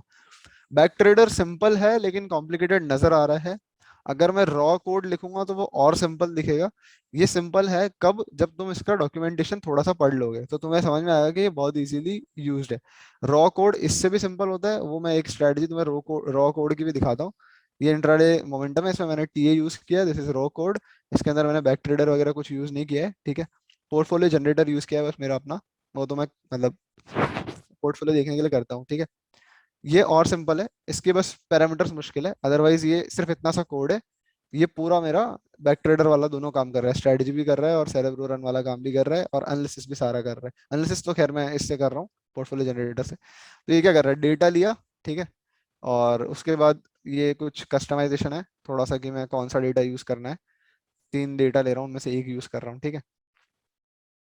तो मैं क्या कर रहा हूँ, एक डेटा फ्रेम बना रहा हूँ हाई लो के डिफरेंस की, यानी हाई और लो का डिफरेंस ले लिया, एक उसका मैक्स का मैंने सीरीज बना लिया, एवरेज का सीरीज बना लिया, वॉल्यूम का सीरीज बना लिया, एडीएक्स यूज कर लिया, टीए से यूज किया मैंने, देखो टीए जो मैं पहले बता रहा था ना, सीधा ADX indicator, high low close डाला, विंडो 10 का सेट किया, आ गया। फिर मैं बॉलिंजर बैंड्स यूज कर रहा हूँ, बॉलिंजर बैंड्स को इग्नोर करते हैं अभी, ठीक है। तो अब मैंने क्या किया कि सिंपल लूप लगाया कि date indexes comma values in data frame dot iter rows, ठीक है। तो हर आइटरेशन में डेट के इंडेक्सेस और वैल्यूज निकालता है और हर डेट के ऊपर ट्रेड करता है, ठीक है। बेसिक बेसिक लॉजिक है कि हर एक कैंडल पे जाएगा और हर एक कैंडल के हिसाब से ट्रेड्स देखेगा, ठीक है। तो हर एक कैंडल कैंडल पे गया, डेट नोट करी, टाइम नोट करा, ठीक है। पोजीशन जीरो मतलब अभी किसी ट्रेड में नहीं है, जब भी ट्रेड में जाएगा मैं पोजीशन चेंज कर दूंगा, ठीक है। और टाइम मेरा स्टार्ट टाइम एंड टाइम कुछ है, उसी के बीच में मैं ट्रेड करूंगा, ठीक है। फिर मैं लॉजिक लिखूंगा कि अगर मेरा ये चीज वन है तो अंदर जाना है और ये सब चेक करना है, ठीक है। अगर सारी कंडीशंस मीट होती है, ये कंडीशंस तो मैं वेराई कर सकता हूँ, ठीक है, ये कंडीशंस अपने हिसाब से लिखनी है सबको, जो स्ट्रेटजी तुम बना रहे हो। अगर ये कंडीशंस मीट होती है तो ऑर्डर नाउ में ऐड कर दो स्टॉक इस टाइम पे, ये टी जो है डेट टाइम है पूरा, कौन सा स्टॉक है वो आगे, बाय ऑर्डर प्लेस किया, ठीक है। और वैल्यू किस प्राइस पे, वो सिंपल प्राइस ऐड कर दी। यहाँ पे सब कुछ मैं मैनुअली कर रहा हूँ, यहाँ पे मैंने कुछ सिस्टम यूज नहीं किया है, सारा रॉ कोड लिखा हुआ है। और पोजीशन को वन कर दिया, ठीक है, सिंपल पोजीशन को वन कर दिया, नहीं बाय पोजीशन में आ गया, ठीक है। अगर ऐसा नहीं होता तो ये चाहता है यहाँ पे सेल ऑर्डर के लिए चेक करता है, अगर बाय वाला सिग्नल नहीं मिला सेल के लिए चेक करता है, मतलब इफ एल्स लगा हुआ है ऊपर, ठीक है। तो यहाँ गया, अगर कंडीशंस मीट हुई सेल कर दिया, पोजीशन -1 कर दी। ये बिल्कुल एक सिंगल लाइन भी हो सकता है, ठीक है, सिंगल लाइन कोड भी हो सकता है, ये नहीं कि तीन तीन इफ लूप लगा रखे हैं, वो तो सिंपल है। जो तुम लिखोगे स्ट्रेटजी वो चलेगा, लॉजिक कितना भी कॉम्प्लिकेटेड कितना भी सिंपल हो सकता है, ठीक है। ये complicated, I am just showing you that possibilities क्या क्या है क्वांट ट्रेडिंग से, मतलब मैं मल्टीपल चीजें at the same time use कर सकता हूँ, ठीक है। फिर यहाँ पे क्या है कि अगर मेरा पोजीशन जो है बेसिकली क्या कर रहा है, हाँ ठीक है, एल्स में गया है और 15 मिनट बाद मेरा ट्रेड क्लोज हो रहा है, जब भी मैं एंटर कर रहा हूँ उससे 15 मिनट बाद, तो ऑर्डर नाउ में फर्स्ट पॉइंट देखता है which is time, date time, ठीक है। 15 मिनट आगे के टाइम पे मेरा ट्रेड क्लोज करके पोजीशन जीरो कर दो, सिंपल, ठीक है। और ऑर्डर नाउ जो है उसको रिफ्रेश कर दो, ऑर्डर नाउ को मैंने मेन ऑर्डर्स में डाल दिया, तो मेरा जो ऑर्डर नाउ था वो पूरा बन गया कि ये स्टॉक इस टाइम पे बाय किया, इस वैल्यू पे, इस टाइम पे सेल किया, इस वैल्यू पे, ठीक है, खत्म। सेल किया है तो ऑटोमेटिकली अगला बाय वैल्यू है, खत्म। मेरा पूरा ऑर्डर लॉग बन गया इस ऑर्डर से, ठीक है, सिंपल फॉर लूप है, पूरा ऑर्डर्स का लॉग बन गया। अब मैं उसको सॉर्ट कर लिया अपना टाइम के हिसाब से, क्योंकि थोड़ा ऊपर नीचे के बीच बीच में हो सकता है ना कोड जिस तरह से लिखा है उसमें। और उसके बाद क्या करना है, सिंपल फिगर विगर बनाया, कुछ तो बना लिया। पोर्टफोलियो जनरेटर मैंने जो मैंने तुम्हें दिखाया था अभी वो बना रखा है, उसके अंदर ये दे दिया बेसिकली ऑर्डर्स का लॉग।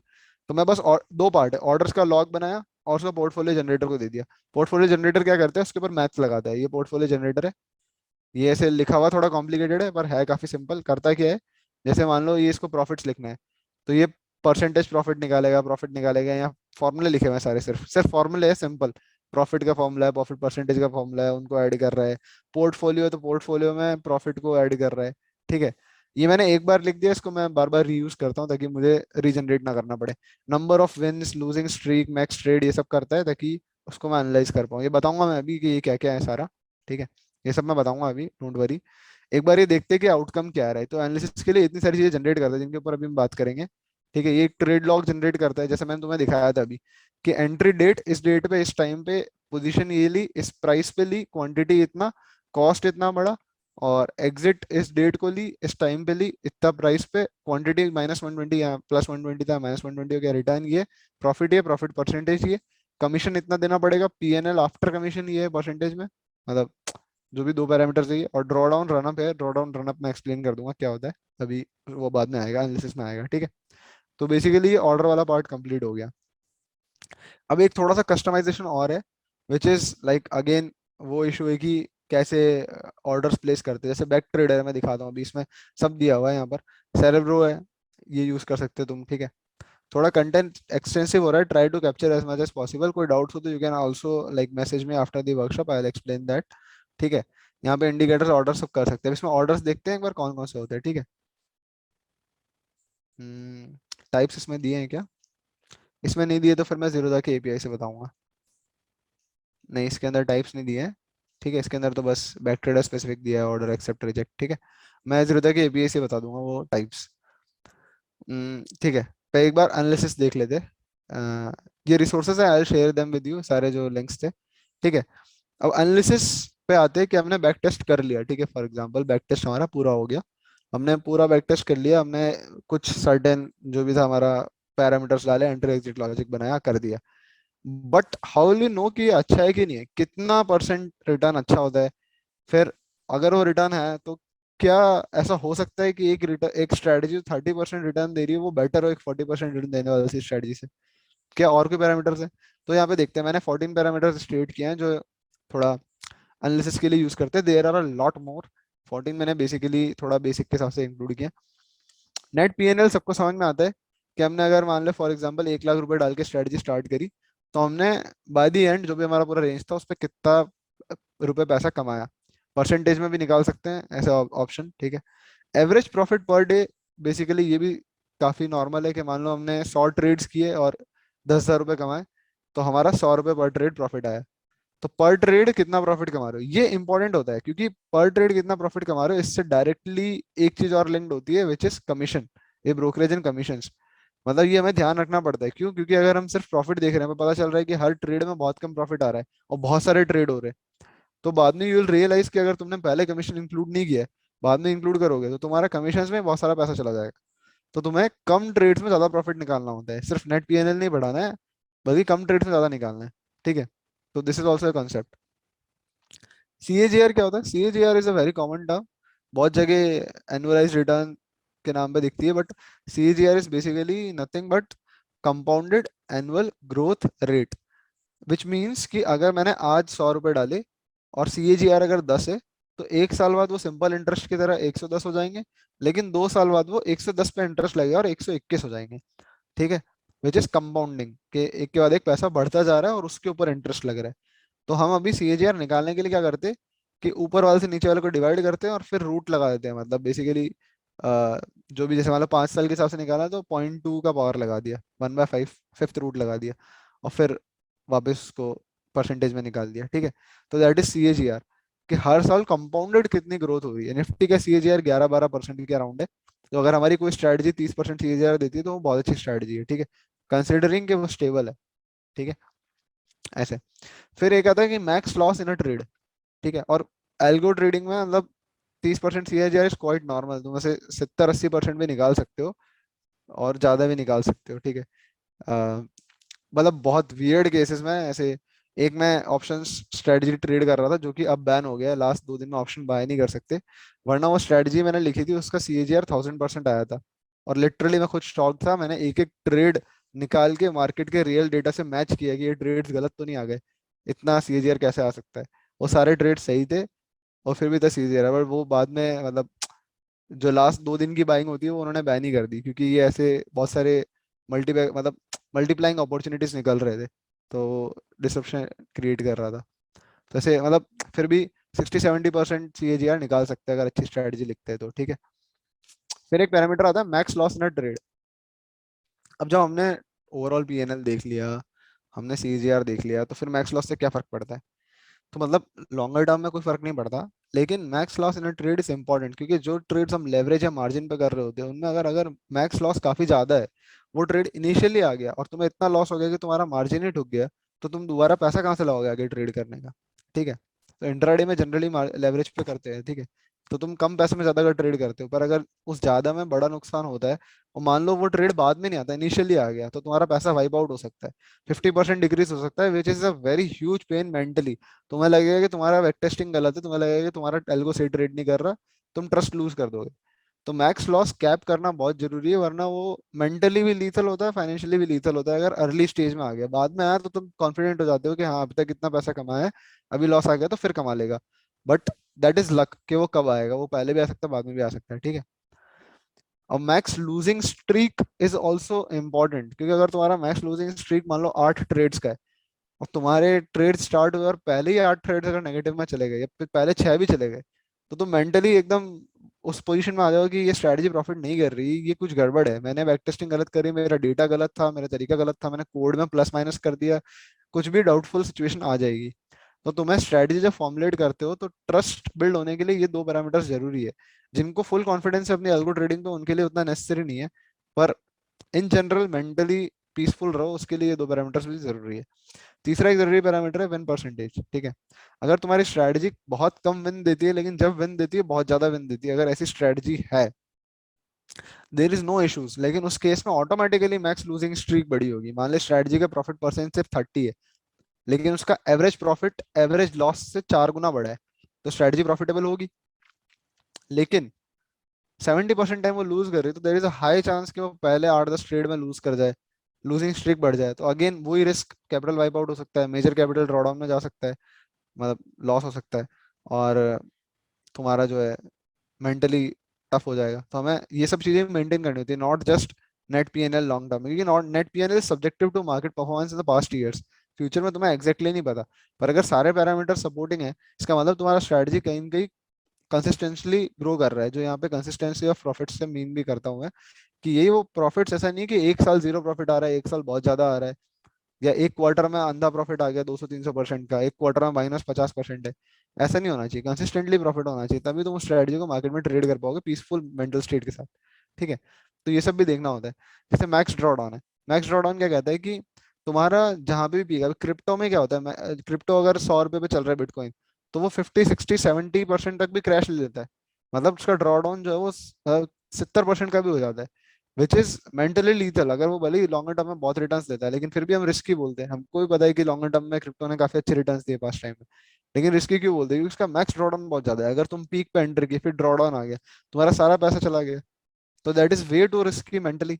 तो हमें मैक्स ड्रॉडाउन जो है वो भी कंट्रोल करना होता है, कि हमारा स्ट्रेटजी ऐसा नहीं होना चाहिए जो पिछले 5 साल 10 साल में कभी ऐसे 40% टाइप वाइप आउट हो गया, 60% टाइप वाइप आउट हो गया पैसा, ऐसा नहीं होना चाहिए। क्योंकि वैसा हो सकता है कि पिछले कुछ साल में नहीं हुआ हो, लेकिन हम जब ट्रेड करना स्टार्ट करें तभी हो जाए, तो हमारा ट्रस्ट बिल्ड होने से पहले हमारा पैसा खत्म हो जाएगा, which is way to risky है। ठीक है, तो हमें ये भी ध्यान रखना होता है।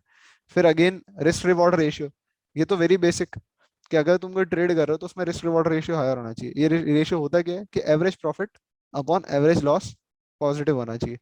ठीक है, तुम जितना अमाउंट लगा रहे हो ट्रेड में कि मैं एक ट्रेड में इतना पैसा खो सकता हूँ, तो उससे ज्यादा प्रोबेबिलिटी प्लस ज्यादा अमाउंट ऑफ प्रॉफिट होना चाहिए उस ट्रेड में। ठीक है, that is basically risk reward.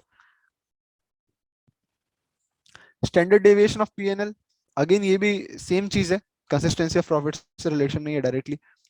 कैसा नहीं होना चाहिए तुम्हारी एक स्ट्रेटजी जो है वो एक बार तो मतलब +2% दे रही है एक ट्रेड में, एक ट्रेड में -1 दे रही है, और ऐसे बहुत ज्यादा वेराई कर रही है। लॉसेस होंगे नो डाउट, लेकिन डेविएशन जो है वो कम होना चाहिए। मतलब वाइल्ड ट्रेड्स, ये नहीं कि एक ट्रेड जो है वो तो मान ले, मतलब एक ट्रेड ने तुम्हारा पैसा डबल कर दिया और तुम्हारा CAGR 20% आ रहा है, तो एक ही ट्रेड तुम्हारा डबल कर चुका है ना, बाकी ट्रेड्स क्या कर रहे हैं? अगर वैसा ट्रेड दोबारा नहीं आया तो तुम्हारा स्ट्रेटजी तो अनप्रॉफिटेबल हो जाएगा लॉन्गर टर्म में, फ्यूचर में। तो तुम्हें पास्ट में भी कंसिस्टेंसी चाहिए। इससे डायरेक्ट रिलेटेड एक पैरामीटर और है, which is removing the maximum 2% trades. कि एक काम करो, तुम्हारे ट्रेड्स जो हैं वो हो सकता है कि बहुत ज्यादा प्रॉफिटेबल ट्रेड्स हो कुछ, और कुछ बहुत ज्यादा लॉस वाले ट्रेड्स भी हो सकते हैं। तो टॉप 2% ट्रेड्स को हटा दो, उनके बाद जो बीच के हैं, तो 2% की जगह 5% भी हटा सकते हो। और उसके बाद जो बीच के ट्रेड्स हैं अगर वो भी कंसिस्टेंटली प्रॉफिट दे रहे हैं, मतलब स्ट्रेटजी स्टेबल है। स्ट्रेटजी ऐसा नहीं कि रैंडमली किसी इवेंट की वजह से प्रॉफिट आ गया पास्ट में, तो हम स्ट्रेटजी पे ट्रस्ट कर सकते हैं।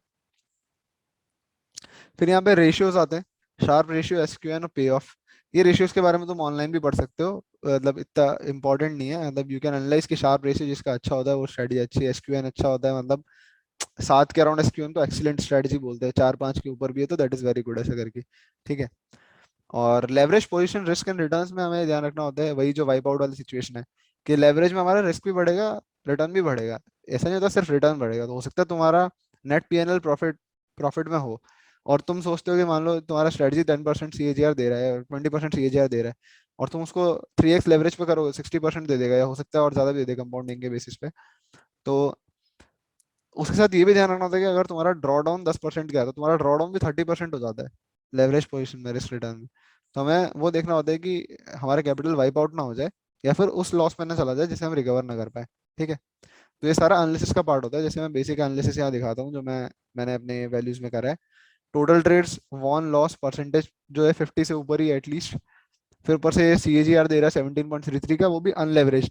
लेवरेज करूंगा मतलब 3 टाइम्स लेवरेज किया तो 54% का CAGR हो गया। निफ्टी में मतलब यू कैन लेवरेज 8 टाइम्स, तो तुम CAGR तो बहुत बढ़ा सकते हो। वो डिपेंड्स कि तुम्हें कितना लेवरेज करना है, मतलब तुम मार्जिन ज्यादा रख दो, लेवरेज कम हो जाएगा ऑटोमेटिकली। ठीक है।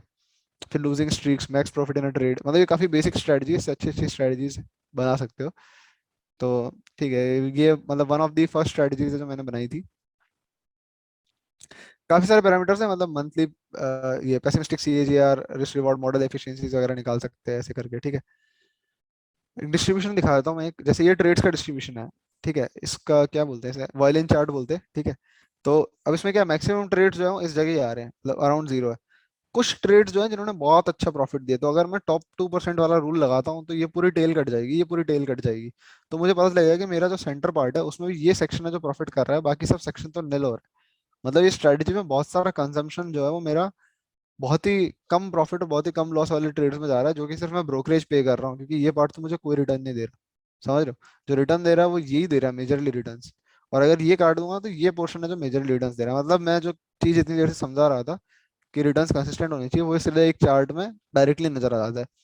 दूसरा ये कि तुम देख सकते हो कितनी कंसिस्टेंसी हीट मैप बना के, जैसे नंबर ऑफ ट्रेड्स कितने लिए, तो ऐसे कंसिस्टेंटली हर महीने में ट्रेड ले रहा है, एटलीस्ट 4 ट्रेड्स तो हैं सब महीनों में, तो ठीक है।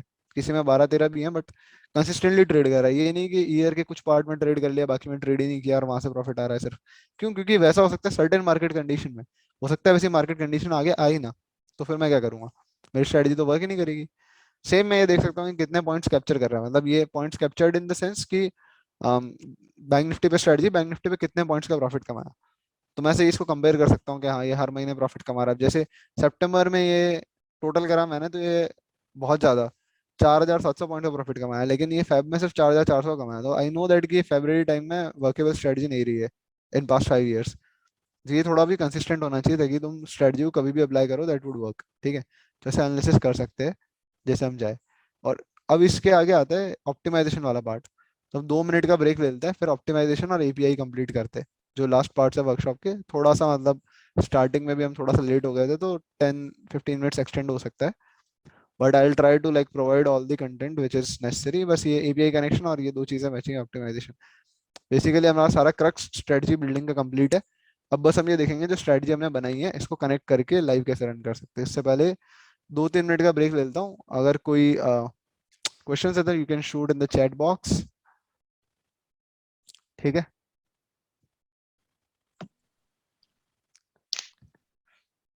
हाँ गाइस, वैसे अर्चित और रैंडम, अच्छा, अर्चित और समन एनोनिमस दोनों ने वैसे क्वेश्चन पूछा है वैसे। नहीं, अच्छा, हाँ। buy sell code is based on the spot price or close price?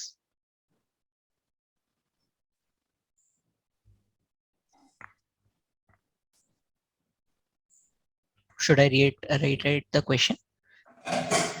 Sorry. Should I reiterate the question? मतलब what I was trying to ask. You can just a second. I think Yeah. Shivanshu, या sure, या I am back. हाँ, Okay. Archit, you So can ask a question. yeah, in the code where you have written the buy and sell buy and sell code, so that was based on the spot price, the current live price of the entity, either equity or the future option, or is it based on the candle closing price? That was based on the candle closing price, क्योंकि data में there is a limitation कि हम किससे deal कर रहे हैं। So I was trading in the 5 minute strategy. तो Okay. I have no idea what was happening in those 5 minutes. I just know that कि at the starting of the 5 minutes there was the open price of that candle. Hmm. The highest was this price, the lowest was this price, and the closing was this price. Okay. उसके बीच में I have no idea what was happening, क्योंकि I have limitations to data. अगर मैं वो data use करूंगा, my PC will hang up on, like hang up. Okay. Okay. Okay. So I'm just using the closing price of that. Hmm. That assumes an ideal server. So I'm not using a server yet. I was just running on my local server API के case में है, and yes, that assumes an ideal server, क्योंकि अगर API stable नहीं है तो On back testing. वो क्या बैक टेस्टिंग में आइडियल सर्वर किस केस में है, मतलब I was using my local only, सारा डेटा लोकल पे, strategy was running on the local, server का यूज कहाँ पे है? You can turn on your mic and speak if you want to ask.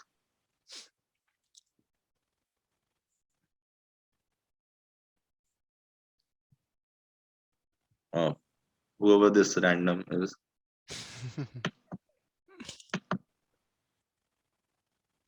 So the username is basically random. Random, can you hear us? Okay, ठीक है, we I can think. proceed further. Okay, yeah. So let's come to the most important part and the most awaited one. ठीक है, optimisation I have almost explained सारे parameters, limit, loss, breakdown, drawdown and commission and consistency in all types of markets. That is subjective, अगर तुम bull run के लिए strategy बना रहे हो तो that should be applicable in bull run only, but अगर स्ट्रेटजी जनरल है तो that should be applicable in all types of market. So ये स्ट्रेटजी ऑप्टिमाइजेशन के जो बेसिक आइडियाज है. Grid search, for those who don't know, grid search means कि सारे variables डाल के ट्राई कर लिया. सो बेसिकली अगर मेरे पास तीन वेरिएबल्स है, जैसे एक स्टॉप लॉस है और दो अदर वेरिएबल्स हैं मैं अपने कोड में यूज कर रहा हूँ, उन तीन की वैल्यूज वेराई कर सकती है. तो मैं क्या करूंगा, रेंज ऑफ वैल्यूज की लिस्ट बनाऊंगा और फॉर लूप लगा दूंगा. That is grid search, as basic as that. इसके लिए भी कुछ कुछ ऑप्शंस अवेलेबल होते हैं, लाइब्रेरी से यूज कर सकते हैं कुछ कुछ जो रिजल्ट्स अच्छे बना के देते हैं, क्योंकि ये काफी टाइम लेगा. अगर तुम्हारा कोड जो है वो डेटा जो है हेक्टिक है और कोड जो है वो रन करने में टाइम लगाता है, तो अगर तुम ग्रिड सर्च ज्यादा पैरामीटर पे करोगे तो it would take a lot of time. तो देयर इज अ स्ट्रेटजी कि ग्रिड सर्च को ब्रॉड कर दो. जैसे स्टॉप लॉस अगर तुम्हें 0.2 से लेकर 5 तक ट्राई करना है, मान लो फॉर एग्जांपल, तो तुम इनिशियली क्या करो, 0.2, 1 और 5 ट्राई करो, ठीक है. फिर तुम्हारा रिजल्ट अगर 0.2 और 1 के बीच में अच्छा आ रहा है, तो 0.2 और 1 के बीच में तीन बार और एलोकेट कर दो, 0.2, 0.4, 0.6, 0.8 और 1. फिर तुम्हें और स्पेसिफिक जाना है, मान लो 0.6 और 0.8 के बीच में सबसे अच्छा आ रहा है, तो तुम बाद में 0.6, 0.65, 0.7, 0.75, 0.8 कर सकते हो. तो उससे क्या होगा कि मतलब बाइनरी सर्च की तरह हमने उसको फास्ट बना दिया बेसिकली. तो ऐसे ग्रिड सर्च कर सकते हो लूप लगा के, सिंपल सी चीज है. और ग्रिड सर्च के डायरेक्ट ऑप्शंस भी होते हैं, बैक ट्रेडर में तो होते हैं as far as I remember. Backtrader में I have used somewhere, cerebro optimisation. ठीक है, मतलब यू कैन चेक दैट, वो सिंपल लूप वाला आइडिया ही है, मतलब there is optimisation available directly use करने के लिए. हाँ, एक ideal optimisation by manual judgement, इसका मैं एक एग्जांपल देता हूँ. जैसे ये तुम ग्रिड सर्च से नहीं कर सकते, ये कोई प्लेटफॉर्म भी प्रोवाइड नहीं कर सकता, ये तुम्हारे एक्सपीरियंस से ही आएगा कि तुम्हें कैसे ऑप्टिमाइज करना है. फॉर एग्जाम्पल, मैं एक स्ट्रेटजी लिख रहा था जिसमें मैं गैप अप प्रिडिक्ट कर रहा था, ठीक है. तो गैप अप प्रिडिक्ट करना वैसे like for some of you it should sound like कि ये फ्यूटाइल है, मतलब कोई सेंस नहीं बनता कि गैप अप मींस कि मार्केट के बाद क्या हुआ है उसके बेसिस पे होने वाला है. तो theoretically this strategy makes no sense. But basically मेरा आइडिया ये था कि अगर कोई स्टॉक जैसे रैली कर रहा है, तो अगर वो किसी दिन में उसमें सेकंड हाफ में, मतलब आफ्टर लंच, अगर मोमेंटम आया, मतलब 12, 12:30 बजे के बाद अगर स्टॉक में मोमेंटम आया है, तो there is a high chance कि वो अगले दिन गैप अप पे ओपन हो. तो वैसे भी जनरली स्टॉक्स गैप अप पे ओपन होते हैं, क्योंकि number of gap ups is greater than number of gap downs. तो मैं क्या करूंगा, क्लोजिंग प्राइस पे उस स्टॉक को खरीद लूंगा या उसका ऑप्शन खरीद लूंगा, एंड देन गैप अप पे ओपन होते ही सेल कर दूंगा. ठीक है, ये मेरा आइडिया था, उसको मैं टेस्ट करना चाह रहा था. तो मुझे जो रैलिंग स्टॉक है उनमें तो गैप अप्स नहीं मिले, मुझे गैप अप्स उनमें मिले. मतलब फिर मैंने क्या किया कि ये स्ट्रैटेजी प्रॉफिटेबल नहीं हो रही थी, मतलब सिग्निफिकेंटली प्रॉफिटेबल नहीं हो रही थी. तो मैंने स्ट्रैटेजी को ऑप्टिमाइज करने के लिए पैरामीटर्स चेंज किए, सब ट्राई किया, टाइम अलग अलग यूज किया, बट वो नहीं चल रहा था. तो फिर बाद में मैंने एक मैनुअल जजमेंट यूज किया कि एक काम करते, स्ट्रैटेजी को उल्टा करते, ये प्रॉफिटेबल नहीं हो रही तो उल्टा ट्राई करते. उल्टा ये किया कि जो स्टॉक फियर की वजह से फॉल कर रहे हैं उनमें गैप अप ट्राई करा, गैप अप, ठीक है. जो स्टॉक फॉल कर रहे हैं जिनमें वॉल्यूम ज्यादा है, तो मैंने वॉल्यूम को यूज किया कि अगर वॉल्यूम ज्यादा है, यानी हाई ट्रेड हो रहा है और फियर भी है, फॉल भी हो रहा है, प्लस सर्किट नहीं लगा, लोअर सर्किट नहीं लगा, मतलब इतना फॉल नहीं कि लोअर सर्किट लग रहा हो, ठीक है. तो उनमें जनरली क्या होता है, फियर की वजह से फॉल ज्यादा हो जाता है जितना होना चाहिए, तो वो वापस आइडियल वैल्यू को अप्रोच करने की ट्राई करता है नेक्स्ट डे, तो गैप अप होने की पॉसिबिलिटी होती है. तो जब मैंने ये स्ट्रेटजी ट्राई करी, I found it significantly profitable. ठीक है, मतलब ये मैं मार्केट में ट्राई करता तो शायद मुझे 1 साल 2 साल 3 साल लगते कंफर्मेशन के लिए कि सही में हो रहा है नहीं हो रहा है, क्योंकि मेरे को डेटा बनाना पड़ता है, या फिर मैं अपने assumptions की बेसिस पे चल रहा होता है कि नहीं हाँ प्रॉफिटेबल होती है नहीं होती, डिपेंडिंग ऑन 5-10 एग्जांपल्स। बट अभी मेरे पास इतना ऑप्शन था कि मैं चेंज करके सब कुछ टेस्ट कर सकता था। तो मैंने बस ये डाला कि जो स्टॉक्स में वॉल्यूम अच्छा है, जो स्टॉक्स हाईएस्ट गिरे, निफ्टी 50 या 100 का डोमेन था मेरा, एग्जैक्टली डोंट रिमेम्बर, मतलब मल्टीपल ट्राई किए थे तो उनमें से कोई एक होगा, और वो सर्किट नहीं लग रहा है तो वो गैप अप दे रहा है अगले दिन।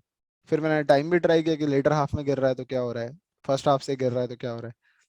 तो ऐसे ऑप्टिमाइज कर सकते हैं, ठीक है। So that was all about optimisation. API connection और लाइव ट्रेडिंग देखते हैं। अगर मार्केट रनिंग होता तो I would have shown you live trading, but अभी मार्केट रनिंग नहीं है, तो मैं बेसिकली थोड़ा सा एपीआई का बताता हूँ कैसे कर सकते हैं। So this is the API which I have used or I use. Others, other APIs are also there like angel broking का है, और भी है, but I have not explored more of them. मेरे को ये मतलब कंसिस्टेंट भी है, सही भी है यूज करने में, तो आई यूज दिस। सो मोर और लेस सिमिलर होते हैं सब में, फंडामेंटल सिमिलर है। फंडामेंटल एक्सप्लेन करता हूँ मैं क्या है, उसके बाद आगे देखते हैं, ठीक है। तो इसमें क्या होता है कि एक चीज होगी जो ऑर्डर प्लेस करने के लिए यूज होगी, एक एंटिटी। एक चीज होगी जो डेटा लेने के लिए यूज होगी। बाकी सब काम हमें खुद करना है, जैसा हम बैक टेस्टिंग करते हैं वैसे ही, और कुछ अवेलेबल नहीं होता एपीआई से। ठीक है, तो एपीआई क्रिएट कैसे करते हैं? काइट कनेक्ट है, तुम काइट ट्रेड की साइट पे जा सकते हो, ऑटोमेटिकली रीडायरेक्ट कर देगा ये यहाँ पे। एक ऐप क्रिएट करना होता है जिसमें अपना नाम और रीडायरेक्ट यूआरएल, कोई भी यूआरएल डाल दो जिस यूआरएल के आगे तुम्हें अपना रिक्वेस्ट टोकन और वो लेना है। मतलब एपीआई में क्या होता है कि एक तुम्हारा आईडी होगा, एक सीक्रेट होगा जो ये एपीआई की और सीक्रेट है, ठीक है। एक टोकन होगा जो ओटीपी की तरह वर्क करता है, ठीक है। वो टोकन डालोगे तो तुम एक्सेस कर सकते हो, ऐसा नहीं सिर्फ की और सीक्रेट डाले कर दिए। की और सीक्रेट मान लो किसी ने फोटो खींच के कॉपी कर लिया तो कोई भी कर सकता है, तो वो सिक्योरिटी के लिए एक टोकन डालना पड़ता है। तो एक टोकन होता है जिसमें जीरो में नाम है कि एपीआई की, एपीआई सीक्रेट और रिक्वेस्ट टोकन। तो एपीआई की और सीक्रेट तो तुम्हें मिल जाएगा जैसे ही तुम ऐप बनाओगे और ये पेमेंट करोगे, ठीक है। 2,000 पेमेंट है एल्गो ट्रेडिंग के लिए, और 2,000 एडिशनल लगता है अगर हिस्टोरिकल डेटा चाहिए इस एपीआई से, तो ठीक है। तो यहाँ पे यूआरएल डाल दो जिस यूआरएल के आगे तुम्हें टोकन चाहिए, डिस्क्रिप्शन कुछ भी डाल दो, क्रिएट कर दो, ठीक है। तो तुम्हारा ऐप क्रिएट हो जाएगा। उस ऐप में क्या है, जब भी वो तुम जो तुमने यूआरएल डाला था, जैसे ये दिखा रखा है इसने, जैसे ये यूआरएल है फॉर एग्जांपल, तो यूआरएल में अपना यहाँ पे एपीआई की डालो और ये यहाँ डालो, तो वो रिक्वेस्ट टोकन जनरेट कर देगा आफ्टर लॉगिंग यू इन। तो वो लॉगिन चेक करता है पहले, तुमने लॉगिन कर दिया मतलब ऑथेंटिकेट हो गया तुम ही हो, तो वो ओटीपी की तरह दे देगा। फिर तुम वो ओटीपी यूज करोगे तो तुम्हारा एपीआई चल जाएगा और तुम काम कर सकते हो। पर वो एक ही बार के लिए जनरेट होता है, जो यहाँ पे जनरेट होता है वन टाइम पासवर्ड की तरह वर्क करता है, ठीक है।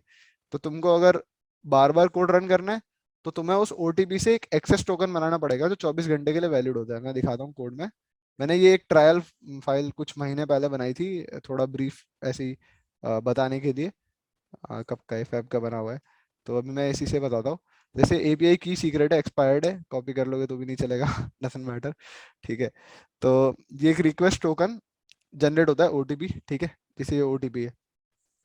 तो मैं रिक्वेस्ट टोकन डालूंगा और मैं अपना काइट कनेक्ट चलाऊंगा यहाँ से एपीआई डाल के, और सेट एक्सेस टोकन करा हुआ है मैंने। पर रिक्वेस्ट टोकन से कर सकते हैं एक बार के लिए, ठीक है। एक्सेस टोकन जनरेट करना पड़ता है, बताता हूँ कैसे जनरेट करते हैं, ठीक है। पर ये रिक्वेस्ट टोकन, और ये देखो यहाँ पे मैंने करा हुआ है जनरेट सेशन, रिक्वेस्ट टोकन और एपीआई सीक्रेट डाल के, ठीक है। ये सेशन जनरेट कर देता है काइट में, ठीक है। तो अब इसमें क्या होता है, काइट कनेक्ट होता है एक, और एक काइट टिकर होता है। ये देखो दो इंपोर्ट करा हुआ है मैंने, kite connect. Kite connect overall API का नाम भी काइट कनेक्ट है, अंदर मॉड्यूल भी काइट कनेक्ट है, ठीक है। तो मॉड्यूल्स दो है, काइट कनेक्ट और काइट टिकर। तो कनेक्ट क्या करता है, कनेक्ट बेसिकली पूरे जो उसका जो वेब सॉकेट है और जो भी तुम्हारा कोड राइटिंग वो जो ट्रेड राइटिंग वगैरह करता है उन सबसे कनेक्ट करता है। टिकर क्या करता है, टिकर बेसिकली डेटा देता है बस, ठीक है। टिकर का एक ही काम है डेटा प्रोवाइड करना, बाकी सब कनेक्ट हैंडल करता है, ठीक है।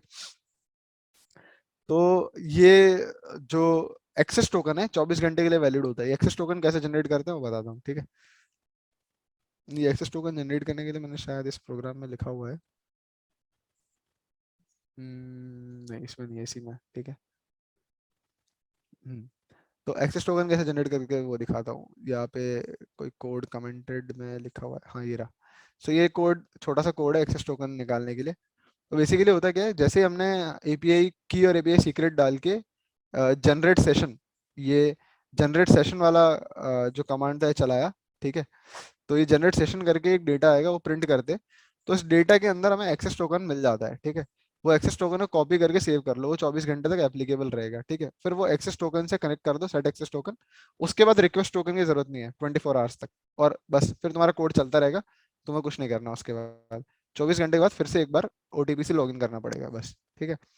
तो जैसे ये मैंने लिखा हुआ है कि रिक्वेस्ट टोकन, अब इसने क्या करा कि जनरेट एक्सेस टोकन कोड चलाया यहाँ से। तो ये क्या करता है कि यहाँ पे मेरा एपीआई की सीक्रेट डालेगा, सीधा यूआरएल खोलेगा, यूआरएल पे रिक्वेस्ट टोकन आया, ओटीपी वो डाला रिक्वेस्ट टोकन, तो इसने जनरेट सेशन का कोड चलाया, जनरेट सेशन का कोड चला के डेटा से एक्सेस टोकन निकाल ले, जो मैंने ऊपर दिखाया था ना कि डेटा के अंदर एक्सेस टोकन आएगा। तो डेटा बेसिकली एक पांडास डेटा फ्रेम है, डिक्शनरी है, सॉरी, जो भी डिक्शनरी या डेटा फ्रेम में से, पांडास डेटा फ्रेम या डिक्शनरी में से एक आता है कुछ, तो डिक्शनरी होगी, उसके अंदर एक्सेस टोकन निकाल लेता है ये, और एक्सेस टोकन जो है वो सीधा सेट कर देता है। तो ये कोड एक बार रन कर दो तो ये ऑटोमेटिकली पूरा काम कर देगा, तुम्हें कुछ करना नहीं पड़ेगा, ठीक है। अब उसके बाद इसके पार्ट्स बताता हूँ, पार्ट्स क्या है, ठीक है।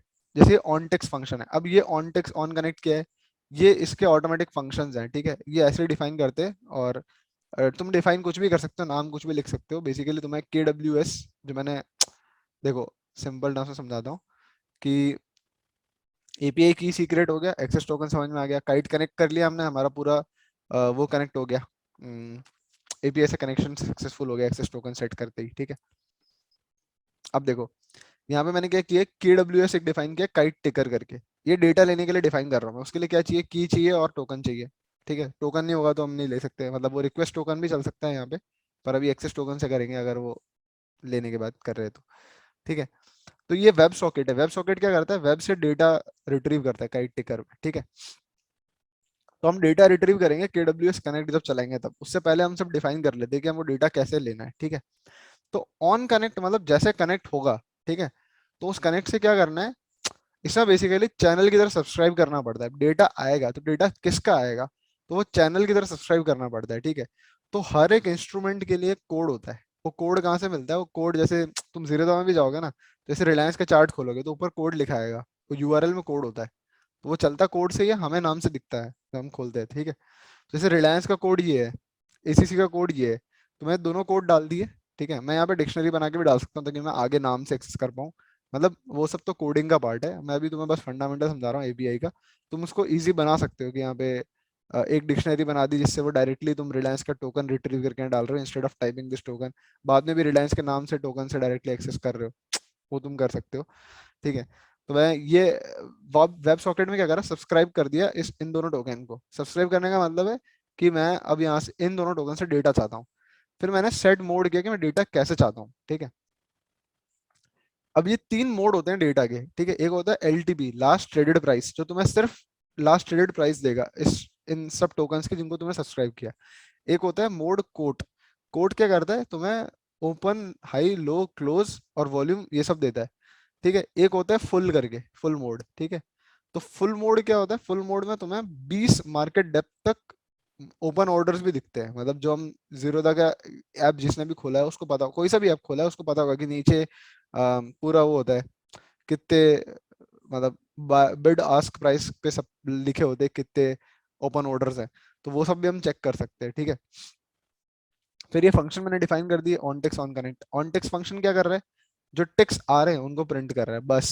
ये इनफाइनाइट लूप है, टेक्स्ट आते जाएंगे, बस यहाँ पे हमने सब्सक्राइब कर दिया, टेक्स्ट आते जाएंगे। तो हमें इतना से ही काम करना होता है, जो स्टॉक्स चाहिए वो स्टॉक्स का सब्सक्रिप्शन नंबर डाल दो, या उस स्टॉक्स का डेटा आने लग जाएगा। डेटा हमारी मर्जी से नहीं आता, हमें 5 मिनट्स चाहिए तो 5 मिनट्स नहीं आएगा, डेटा टेक्स्ट वाइज ही आएगा। हमें 5 मिनट्स चाहिए तो हमें फिल्टर लगाना पड़ेगा कि, मतलब तुम्हें एक टाइम क्लॉक यूज करना पड़ेगा कोड में, और उस टाइम क्लॉक के हिसाब से उस टाइम पे जो डेटा आया उसके बीच में उन सबका एक कैंडल बनाना पड़ेगा, open high low close record करना पड़ेगा खुद से, उसका कोई ऑप्शन नहीं है, ये तो टेक्स्ट में देता है डाटा डेटा, ठीक है। बस ये तुम्हारा काइट कनेक्ट चलाते ही तुम्हारा डेटा आना शुरू हो जाएगा, सिंपल सा कोड है, इतना सा कोड होता है डेटा लाने के लिए। फिर हम ये डेटा लेके नेक्स्ट स्टेप क्या है, हम डेटा से कैंडल क्रिएट करेंगे, और कैंडल को यहाँ पे फंक्शन बना के जो हमारा बैक टेस्टिंग एल्गोरिथम है उसी को फीड कर देंगे, सिंपल। बस वहां पे मैंने थ्योरेटिकली ऑर्डर्स लिखे थे, उन ऑर्डर्स को यहाँ पे प्रैक्टिकली प्लेस भी करना पड़ेगा यूजिंग काइट, ठीक है। तो ऑर्डर प्लेस करने के लिए मैंने यहाँ पे कुछ सिंपल सा लिखा होगा, जैसे काइट डॉट प्लेस ऑर्डर, सिर्फ ये इतना सा कमांड होता है।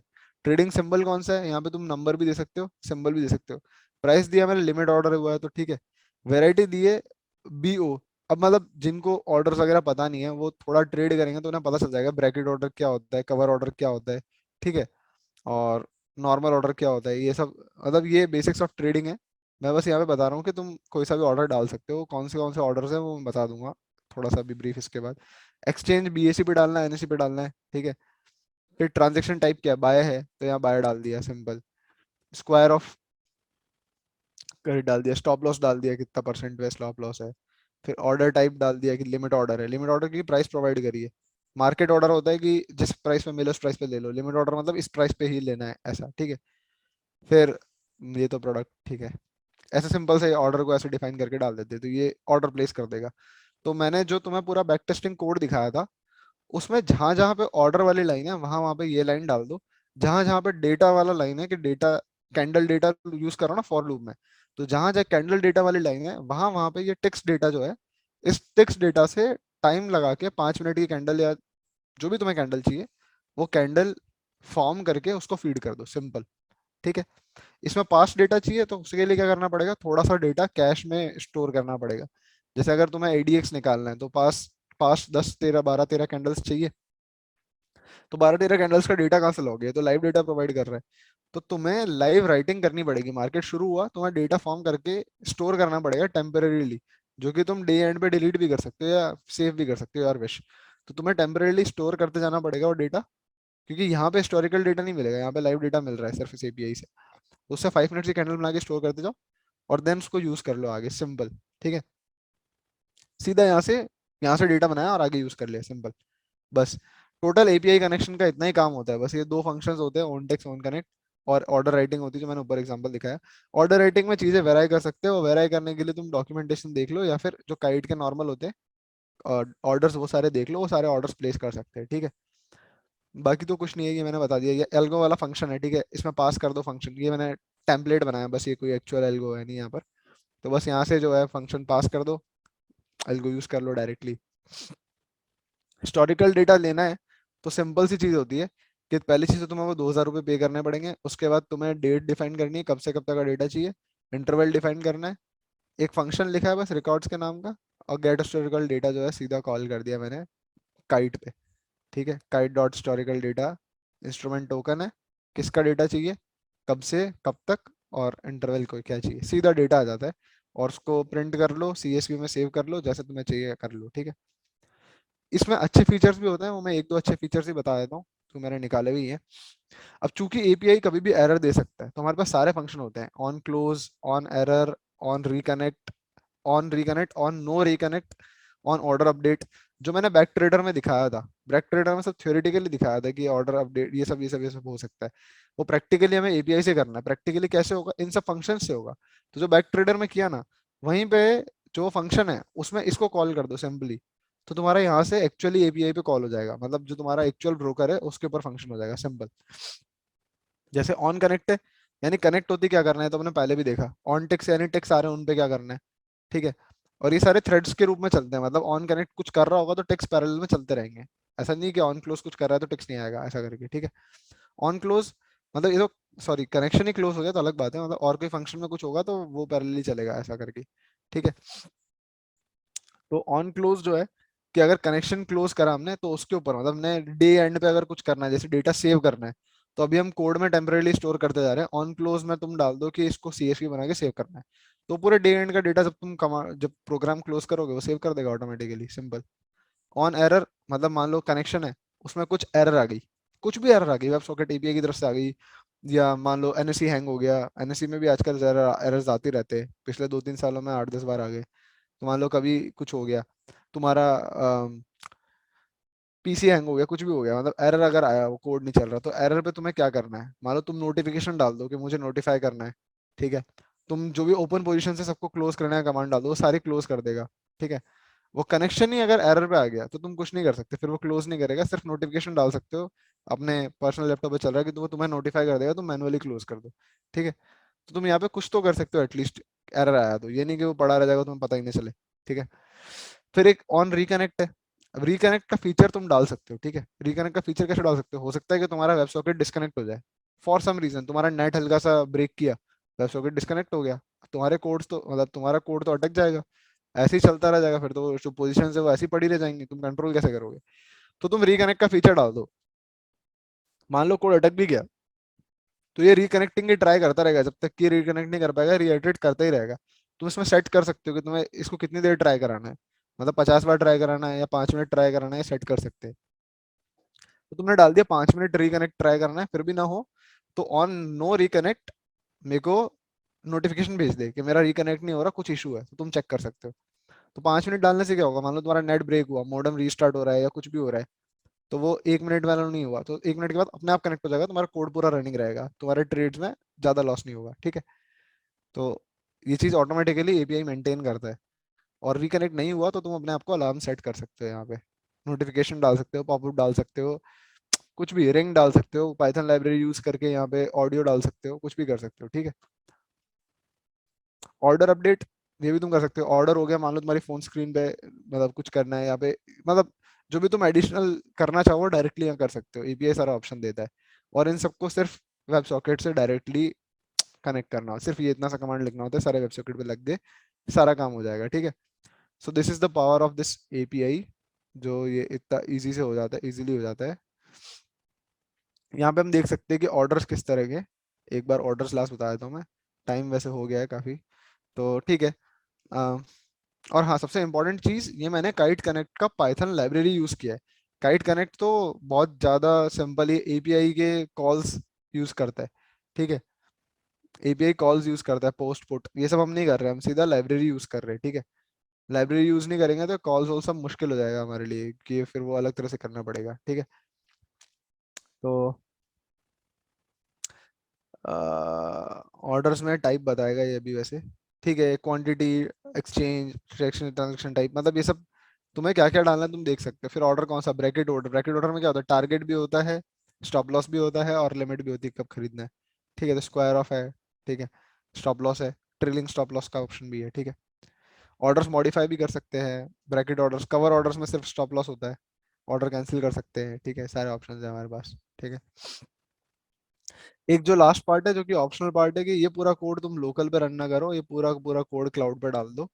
तो दैट इज बेसिकली कि तुम कोई AWS क्लाउड टाइप या कोई भी क्लाउड सर्विस ले सकते हो, जो तुम्हारा कोड जो है वो सर्वर पे रन करे, ना कि लोकल पे।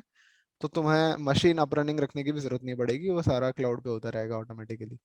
तो मतलब you can do that too, but algo trading मतलब एपीआई कनेक्शन पे खत्म हो जाती है। This is sufficient enough to trade anything which you want, ठीक है। तो स्लाइड्स पे वापस चलते हैं और थैंक यू कर देते हैं। So finally, oh yeah, I can use my robot to trade for me instead of doing it manually.